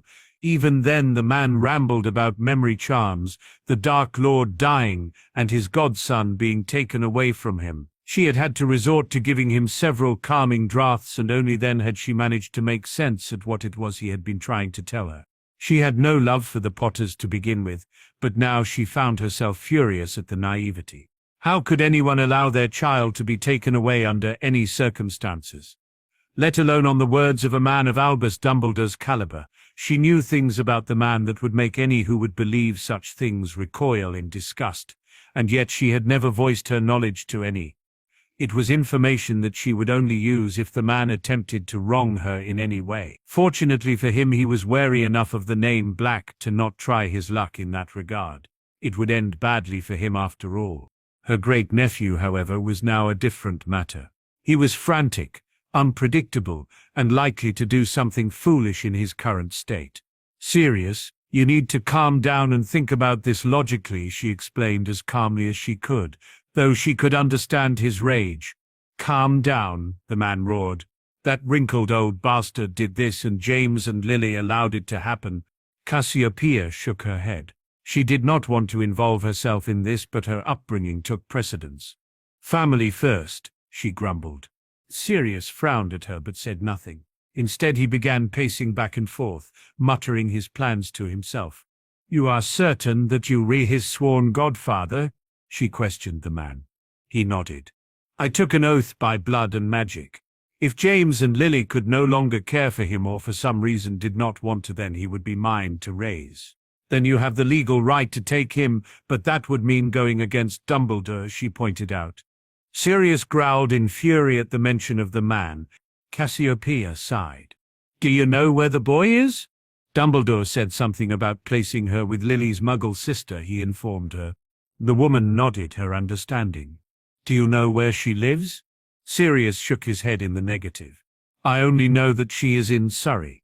"Well, that narrows it down," she mumbled. She took a moment to consider her options. She could of course simply leave and allow Sirius to do as he pleases. She could then just continue with her own life and travel, though admittedly this had become rather tedious in the previous years. Much of the reason that she was humoring Arcturus with her help in locating the man had stemmed from her own boredom. She could have told the man to do it himself. He couldn't exactly force her to do anything. The next option brought a cruel smile to her face. The thought of getting the better of the leader of the light held a certain appeal to her. She wasn't particularly fond of Sirius, beyond the fact that he was blood, but the boy would not doubt act foolish and land himself in severe trouble. No, what needed to be done would require a mind of cunning and guile, and herself along with her brother were perfect for this. Just seeing the look on old Albus's face would make the effort worthwhile. "Stay here, Sirius," she commanded as she stood and fastened her cloak about her shoulders. "Stay here?" the man questioned furiously. She held up a hand to halt his protests. "I will return shortly. I just need to know the name of the Muggle sister." Sirius frowned in confusion. "It's Dursley, I think." "Petunia, Dursley." Cassiopeia nodded. "Wait for me here. I will return once I have found where we are going." Sirius merely raised his eyebrows in surprise. He didn't know why his aunt was helping him, but he was grateful for her aid. He himself had no idea how to navigate the Muggle world or track someone down. Clearly his Aunt Cassie did, and he was not going to bite off his nose to spite his face. The wait was full of apprehension for the man, but thankfully the woman returned only 36 hours later, looking utterly exhausted. "Well?" he asked impatiently. "I found them, but I did not go to the property yet. We don't know if Dumbledore would have put any other wards or protections up, so we have to tread carefully," she warned. The man nodded his understanding. "Why are you helping me?" Cassiopeia grinned evilly. "Because it is about time someone got one over on that self-righteous old fool," she replied, but did not elaborate. Sirius could only shake his head. He would make a deal with the devil himself if it ensured the safety of his godson, not that working with his aunt was truly any better. When do we leave? It is only now morning there. We will leave at nightfall, just to be on the safe side. Sirius sighed and grumbled to himself. He did not want to wait at all, but would take the advice of the woman. She was much more experienced in this underhand stuff after all. So we just go in and take him, he stated rather than questioned. Cassiopeia shook her head firmly. No, we will check on him only. It would do us no good to provoke the ire of Albus. He is a very powerful man, and could make life infinitely difficult for us. What he has done to you is wrong, but you will find it impossible to prove, and even before you could utter any accusation against him, you will find yourself silenced very quickly, she warned. Sirius growled a dog-like growl before slumping into his chair. He did not like the idea of waiting, nor did he like the idea of leaving Harry where he was, but he could see the benefit of what the woman was suggesting.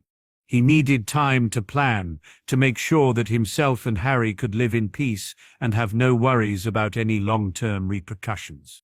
The hours seemed to drag, and Sirius barely managed to fitfully doze whilst he waited to take action. He had packed his trunk, shrunk his bike, and checked everything thoroughly at least a half-dozen times in his nervous state. Cassiopeia had fallen into a sound sleep not long after her arrival, and had been out for most of the day. She had only recently woken and was now sat sipping on a cup of tea whilst Sirius fidgeted in his chair. I believe it would be a good time to leave, she finally announced. It will do us no good by arriving at the ministry, but I have a way in which we can avoid that. She removed the head of house ring and offered Sirius her hand. I'm not cursed, you know, she sighed as he hesitated to take the offered appendage. The man took her hand in his own and felt the familiar sensation of the hook in the navel as he was pulled into the abyss, his feet finally slamming down on a hard wooden floor. Sirius shuddered as he recognized the room he found himself in. He had only been here a few times as a young child with his mother and younger brother. The memories here were not pleasant ones. He remembered knocking a vase off of the mantelpiece and his mother punishing him in her own loving way. He shuddered again and grimaced in distaste. Come, Sirius, Cassiopeia demanded. We have things to do, she reminded him, unnecessarily. She again offered her hand that her great-nephew took this time without pausing. Once the unpleasant feeling of the side-along apparition had passed, Sirius once again took in his surroundings. Who would want to live here, he muttered in disdain. All of the houses on both sides of the street looked almost identical. They were all pristinely kept, the grass cut short, and all lined with flower beds. The only real differences that could be seen were the various preferred door colors and vehicles that sat upon the driveway. It's number 4, Cassiopeia informed him, as she began to lead the way. Sirius followed, his wand gripped in his hand ready. He wouldn't put it past Dumbledore to have placed illegal wards in the area to detect the arrival of anyone magic. He now wouldn't put it past Dumbledore to do anything he deemed necessary in any case. The duo arrived at the aforementioned address, and Sirius paused at the edge of the driveway. The house blended in perfectly with all the others. There was nothing in place to suggest that a young wizard dwelled here at all. Are you sure this is it? He asked, with a frown. I am no fool, Sirius, the woman hissed irritably. Let us check on the boy and then leave. I can't sense any wards, but Dumbledore is a crafty old goat. Sirius snorted as he made his way towards the front door, the number 4 flawlessly polished. He flicked his wand towards the door and opened it with a gentle creak before stepping inside, his great-aunt in tow. He grimaced once more as the overpowering smell of bleach filled his nostrils, and he took in the layout of the house. It was as immaculate on the inside as it was out. The beige carpet was thick under his feet, and the light brown walls were littered with photos of the family that called this place home. He stopped to inspect one of these. In the photo was a very thin and drawn, blonde woman. She was as pale as an Azkaban inmate, but her eyes were not dull. They shined a bright blue, a look full of pride at the bundle she carried in her arms. Very little could be seen of the baby except from a tuft of dirty blonde hair that protruded from the blanket it was swathed in. He found himself almost laughing at the final occupant of the photograph, and probably would have had the situation not been so severe. The man was enormous. It was a wonder he could have fit into the picture along with the woman. He had very beady eyes, slicked back hair and an overly large moustache. It was the eyes that had Sirius's attention, however. In this form they looked rather kind and unassuming, but there was something in them that screamed of distrust. It was as though the picture itself was too perfect and the large man shown did not quite fit with such a notion. Sirius stepped back and found himself faced with dozens of such images. Many were clearly recent additions to the house as demonstrated by the young infant in them, but there were some that predated his birth. The concern was that Harry had been here for many months now, and not one photo demonstrated this. "Are you certain this is right?" he questioned once more in a whisper that was a little strained. Cassiopeia only nodded firmly. After a quick glance into the kitchen and living room, Sirius began making his way up the stairs, silencing his feet with a quick wave of his wand. He opened the first room he came to only to be met by the most horrendous snoring imaginable. How anyone could sleep through that he didn't know. He pulled the door shut once more and continued on his way. The second room he came to was merely filled with toys. Toys for a very young child. They were strewn all over said room, enough of them to keep a whole orphanage of children happy. His frown deepened as he left this one be and noted that there was only one room left. This one was clearly a nursery, occupied by the same little blonde boy he had seen in the photos about the house, but no other. He turned to exit, now convinced that his aunt had gotten it wrong. Harry was not here at all. He quickly made his way back down the stairs and found his aunt waiting close to the front door. "Well?" she asked. "He's not here," Sirius hissed in reply. Cassiopeia held up a handful of envelopes as she pointed to the address on the front. "Petunia Dursley," she pointed out. "Are you certain this is the place Dumbledore said he would bring the boy?" Sirius nodded confidently as a look of worry overcame him. If Harry wasn't here, then where was he taken? "I don't like it," he whispered mechanically. "Something doesn't feel right." Cassiopeia sighed as she drew her wand. "Hominum revilio," she muttered. She huffed as the results were fed back to her. "There are 4 people in this house other than us," she assured him.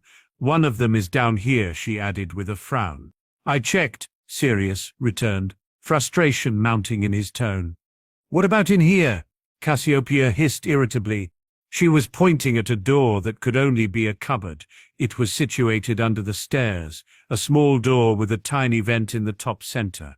"That is a cupboard," Sirius deadpanned as he turned back towards the front door. If Harry wasn't here, then he needed to find him. Clearly Dumbledore had second thoughts about placing his godson here. There was nowhere else he could have been taken, however, and Sirius knew that. It just added to his frustration as pulled the front door open. Cassiopeia shook her head at the form of her retreating nephew. Out of curiosity she pulled the cupboard door open and found her hand instinctively placed over her mouth and nose as the smell of feces bombarded her. She retched twice. Once was at the smell that was permeating from the cupboard, the second, however, was because of the sight that met her. Her eyes widened in shock at the state of the unconscious boy within. Lying upon only a small and filthy mattress was a very thin and pale boy. He was unmoving, and Cassiopeia could not even be certain if he was alive. The smell only made the suspicion stronger. From what she could see in the limited light, he was covered in welts and bruises, was underfed and not at all in good condition. "Sweet Merlin," she gasped. She herself had never been a maternal woman, but the sight of this boy left her equally as upset as she was furious. No child deserved such treatment, and she would make them pay for what they had done to the boy, all of them. "Sirius!" Upon hearing the uncharacteristic exclamation of his aunt, immediately hurried to her side and sunk to his knees at the sight. "Harry," he whimpered as he shuffled forwards, completely ignorant of the smell. He pulled the boy into his arms and sobbed at the sight of him. His tiny body felt much lighter than it used to.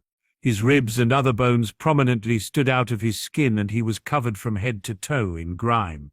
He stood with the boy cradled in his arms and dried his tears with one hand. "I'll kill them," he whispered weakly. Cassiopeia placed a firm hand on his shoulder. "Take him," she urged. "Take him to Arcturus. He needs a healer." Sirius bit back hotly. "We don't know how long it will take before Dumbledore notices he is missing," she growled. "Arcturus will help," she insisted. Sirius looked as though he wanted to protest as a look of fury formed.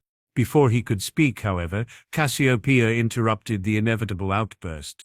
"The boy is your priority," she chastised him firmly.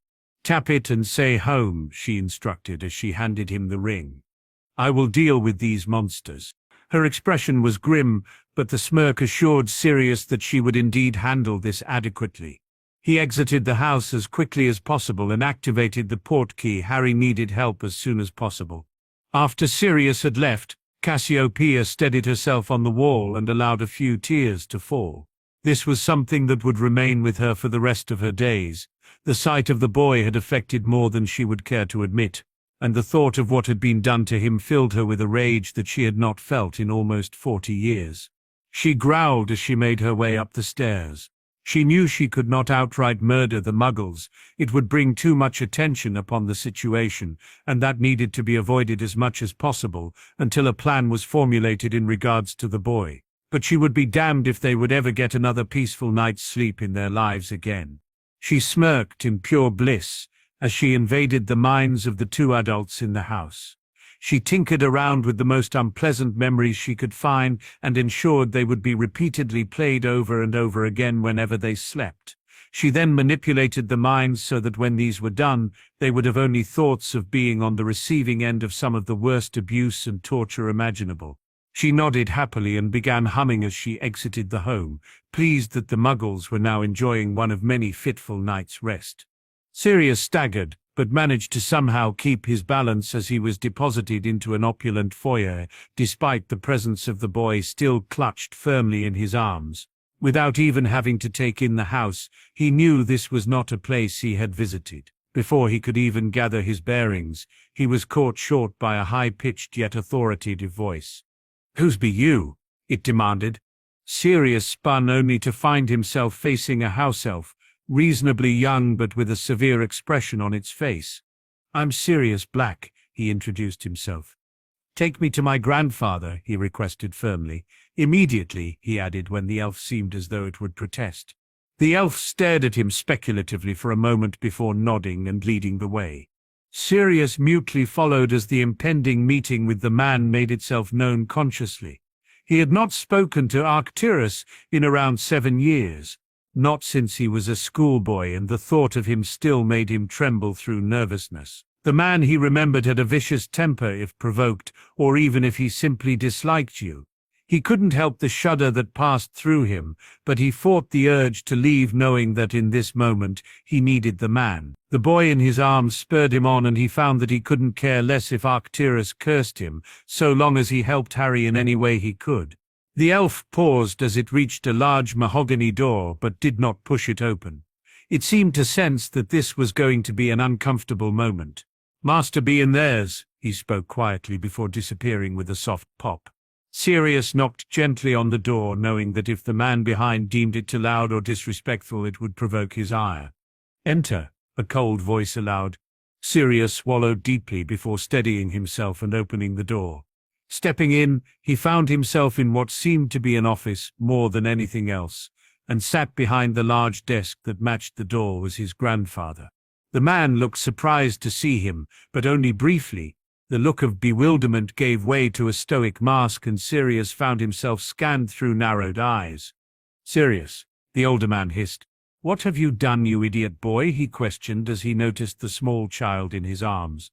The sound of his grandfather's voice had the younger Black freezing momentarily before he found himself stuttering out an explanation of everything that had happened since the Halloween night. He couldn't fight the tears as they spilled from him, and the boy in arms was only pulled tighter. He somehow managed to explain the salient points and came to an abrupt stop, breathless and completely exhausted, the feeling of uselessness weighing heavy upon him. Arcturus allowed the man to vent. It was clear that he was in shock and was about a hairbreadth away from having a complete meltdown. He was furious that the boy had come. He certainly had not intended for it to be this way, but said fury had found other targets. The more and more his grandson spoke, and the more he did speak, the more the fury grew. "And why did you come here?" he asked irritably. Despite everything, the boy had been cast out, and Arcturus no longer had any responsibility for him. Yes, he had his sister locate him, but that was only to ensure he was not being used against his will. He was a black after all. He is a black after all, he sighed internally. I told him to come here. The voice of Cassiopeia sounded as she entered the room, looking more grim than Arcturus had seen her in decades. Do be a good brother and send for a discreet healer, she requested sweetly, though her tone was dangerous. Arcturus rubbed his temples as the inevitable headache started to form, but he summoned his elf to carry out the instructions. By the time he had turned to face his sister, she had placed Sirius in a chair with a glass of fire whiskey as she now cradled the boy. Arcturus shook his head at what he deemed a ridiculous scene playing out in front of him. Cassie had never at all been fond of children. You explain to me what has ended with the two of you and a toddler being here tonight, he demanded of his younger sister. He had managed to catch only snippets of what Sirius had said, although most of it had been rambling. He knew Dumbledore and the Potters were to blame for this, and the state of the infant, but he needed to know everything. He had reluctantly already accepted that he was going to be dragged into this mess. That was made clear by the fact that his sister deemed him necessary to be involved. But he wanted every minute detail so he would know how best to act. Cassiopeia acquiesced and explained everything from the moment she had found Sirius to what they had found that very evening. Sirius even managed to fill in all the blanks, though he did so in an almost robotic way, and only if prompted. Arcturus found himself pacing and snarling at the situation, though he could not help but be amused that his sister and grandson had defied Dumbledore in such a way. He wasn't sure on how he would deal with that part of the issue, but it was obvious what needed to be done about Sirius and the boy. So what you have essentially done is kidnap the heir Potter, he asked with a frown. Sirius gaped but did not have time to respond as Arcturus continued. This is one hell of a mess, he grumbled, more to himself than anybody present. A knocking on the door then interrupted him, and he bid the new arrival entrance. Arcturus, the elderly man acknowledged as he entered. Are you all right? He inquired in concern. He seemed to be older than the Black Patriarch, but his eyes were sharp. His awareness had already taken in the three other occupants of the room. Tullius, Arcturus responded in kind. I am fine, he insisted. It is the child that requires your services.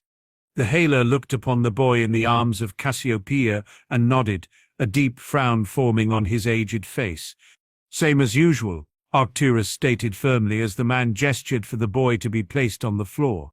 His response consisted only in a nod of understanding as he began to wave his wand over the child, the rest of the occupants silent as he carried out his work. Who is responsible for this? The man gritted out after a few moments of working. It is of no consequence. They have been dealt with, Cassiopeia informed him. The man nodded in satisfaction and sighed deeply. Physically he will recover, he placated them. He has a few broken bones, but it is mostly bruising and malnutrition. Sirius let out a deep breath of relief. Mentally, however, this will scar him, the healer warned. He is old enough to remember this. He reached into his robes and resized a trunk before pulling out several vials of potions and placing them on the desk. He will need 2 of each daily for the next week, he explained as he gestured to them. The green ones he will need for 2. They are strong doses of nutrient potion, he explained. Sirius muttered his gratitude as the healer shrunk the trunk and placed it back within his robes. Is there a particular reason his magic has been bound? Arcturus frowned at the question, but it was Sirius that spoke. There is, he confirmed nervously, but the less you know about that, the better. The man nodded his understanding and cast a few healing charms upon the boy to deal with any of the immediate concerns. He will need a mind healer, he said firmly. Maybe not now, but one day he will need it, he reiterated. Thank you, Tullius, Arcturus broke in dismissively. The man took the hint and offered them a bow before exiting the room. The reason for the bound magic? Arcturus insisted. This was something that Sirius had neglected to explain to either his aunt or grandfather, but he readied himself to do so. Both were experts on the darkest of magic, and if anything could be done for his godson, these two between them would have the knowledge. His scar contains a Horcrux, he said in just above a whisper. Arcturus exploded to his feet, shaking in rage. He's a what? He roared. Cassiopeia's eyes widened in what would usually be a comic manner if the situation had not been so dire. "A Horcrux," she whispered in horror. Sirius could only nod as fresh tears broke free. From their tone he could already tell they were out of their depth. "And you brought him in my house?" Arcturus hissed. Cassiopeia held up a hand to calm her apoplectic brother. "Explain everything that has been done for him," she demanded. Arcturus looked upon the woman in disbelief but allowed Sirius to explain what he knew. "So it is best he is left as is," the woman surmised. Sirius simply shrugged dumbly. He had no idea what they were dealing with. "Is he safe?" Arcturus asked frantically. Cassiopeia nodded. "I believe so, as long as his magic and the soul piece stay bound," she said with a little confidence. "If we allow his magic to absorb it, I can't be certain what would happen," she admitted. "What's the worst-case scenario?" the older brother demanded, causing her to sigh. "Worst case is that his magic absorbs the soul and he becomes irreparably possessed." "So he is little more than a squib," Arcturus grumbled. "Not necessarily," Cassiopeia mused. "When he is older, there is a possibility that his own magic will fight against its bindings and absorb the soul piece no matter what we try. It could be that he is mentally strong enough to fight the possession." Arcturus snorted. "That is nothing more than hopeful conjecture," he stated in annoyance. Cassiopeia sighed. "It may well be, but he at least deserves a chance to live." "Are you getting sentimental in your advanced years, Cassie?" Arcturus questioned, his voice laced with slight amusement. The woman frowned in response and ignored the mocking of her brother. "I think I should take a look," she decided. "We can see what exactly it is we are dealing with, and also just check on the condition of the boy." It was not something she was particularly keen on doing, but felt that it was necessary. She was more than aware that it was likely she would bear witness to the abuse that the boy had been subjected to, but she also wouldn't put it past Dumbledore to have influenced his mind in some way. "Is that wise?" The question came from Arcturus, who did not appear at all in favor of such a thing. "Probably not," the woman conceded. "But it is needed." Arcturus grudgingly nodded. "Wait," Sirius demanded, a look of deep concern etched into his features. "I am not going to hurt him, Sirius," Cassiopeia assured the man, "but we need to know, and I doubt there is anyone more qualified than myself to do it." Sirius seemed to think it over for a moment before nodding reluctantly. "Please be careful with him," he almost pleaded. Cassiopeia nodded as she drew her wand, a determined yet sober look on her face. "Legulemens," she whispered before her mind was pulled into the void. She was in there for around 15 minutes and had started to sweat almost immediately. The two men could only wait nervously for her return, knowing that interfering in such a practice could be fatal for both parties. She eventually emerged, gasping for air, and attempted to wipe the perspiration from her brow. "What did you see?" Arcturus demanded once it seemed she had composed herself. Her eyes were alight with fury as she heaved a little more, holding up a hand that requested patience. "Someone has obliviated him several times and filled his mind with false memories. He now believes that his parents are dead and that he has been raised by those monsters for almost his whole life." The more she spoke, the more evident the fury became. She seemed to become aware of this and took a deep breath to calm herself. "That can be dealt with easily enough, but a lot of his memories have been repressed." Arcturus growled in anger, and Sirius wore a look of confusion. "It means that they will have to be left. If I allow them to surface artificially, then it could overwhelm his mind and cause a lot of damage," she explained. "So, we have to leave them?" Sirius stated more than questioned. Cassiopeia nodded. "If I undo the obliviations, then the memories will come back eventually, but it will have to happen in their own time." "And what about the Horcrux?" Arcturus asked. "That's the only thing the old fool has done right," she grumbled. "It is bound tight, and I added another layer of protection just to be sure." Sirius sighed in relief, and Arcturus nodded, his own plan formulating. "There is a problem, however," Cassiopeia continued. "His magic is strong, and the binding on that will not hold indefinitely. At some point it will break free," she warned. "So it would be kinder to just kill the boy," Arcturus surmised. Cassiopeia shook her head firmly before Sirius could object. If he is trained in the mind arts, it is possible that he himself could seize control of the Horcrux and prevent it from taking control of him. Only a possibility, Arcturus pointed out. He will need a competent teacher. Arcturus snorted. You mean yourself? He responded knowingly. The woman nodded. I think it would work. Arcturus looked between his sister and great-nephew, lost for words at the conclusions he was drawing, and shook his head. Why are you so willing to help the mudblood boy? Because he deserves at least a chance, Arcturus, Cassiopeia bit back. And he is family, as distant as that may be. Arcturus visibly flinched at the word and sighed deeply. I don't like it, he huffed, but what you both do is your choice, he conceded. He already knew that fighting the pair on this would be a lost cause. His sister was the most stubborn person he had ever met, more so than he. He took a few moments to finalize his plan and nodded to himself. This was a very messy and equally delicate situation, but this was for the last person he considered his true family. Cassiopeia smirked in victory as she could see her brother had already given in. All right, he growled in defeat. This is what is going to happen. No arguments, he insisted. The two younger blacks nodded and waited for him to continue. Dumbledore is going to come after you. That is a given, he pointed out. I want everything you have on him. What we have learnt here is a good start, but I want to make sure I can hang the bastard out to dry. Done, Cassiopeia agreed. You are to leave Britain. There are a few places you can choose from, all protected and warded sufficiently by various generations of the family. Sirius nodded his compliance. If that Horcrux takes control of that boy, you kill him. No questions asked, he stated firmly. I will do it, Cassiopeia replied. Sirius knew that she would too. She may have shown some kind of compassion this evening, but this was still his great-aunt, not a woman that would go back on her word once given. Finally, and most importantly, Arcturus began once more.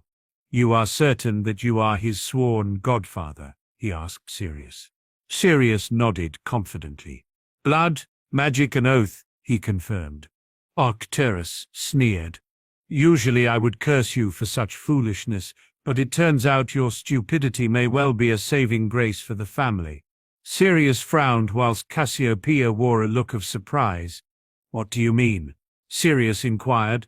Arcturus ignored the question and seemed to debate with himself for a moment before he rubbed at his right eye furiously with the palm of his hand. You will raise him black, he commanded. As a true black, he added sternly.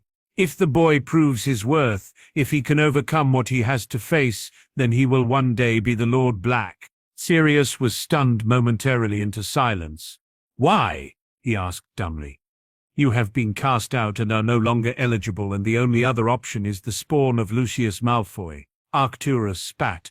But there are things that will have to be done first. What things? Sirius questioned worriedly. You will have to fully adopt him. He held up a hand to prevent the boy from interrupting. He has a small amount of black blood, but not enough for the ring to accept him. Arcturus explained. But that is something we can discuss later. I just want your word that you will adhere to my stipulations for now. Sirius hesitated. He knew that this man would not offer such a thing without gaining from it. His aunt was of the same nature, and something did not sit right with him. What's in it for you, both of you? Arcturus narrowed his eyes but nodded appreciatively at the question. It seemed that his grandson was learning to not be so trusting, which would only serve him well. Two things, he responded. I finally get to take Dumbledore down a few pegs, and I potentially will have a worthy heir if all goes to plan. Sirius nodded his understanding and turned his attention to his great-aunt. It will be an interesting project, she admitted without shame. It's something never seen before, and I get to be the first to study it. Sirius was not at all keen on her motivations, but he appreciated the honesty, even if it was more blunt than he deemed necessary.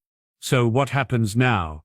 You choose a place to go and you don't come back until the boy is of age. If he makes it that far, Arcturus offered with a casual shrug. And you will deal with Dumbledore? The older man smirked and nodded.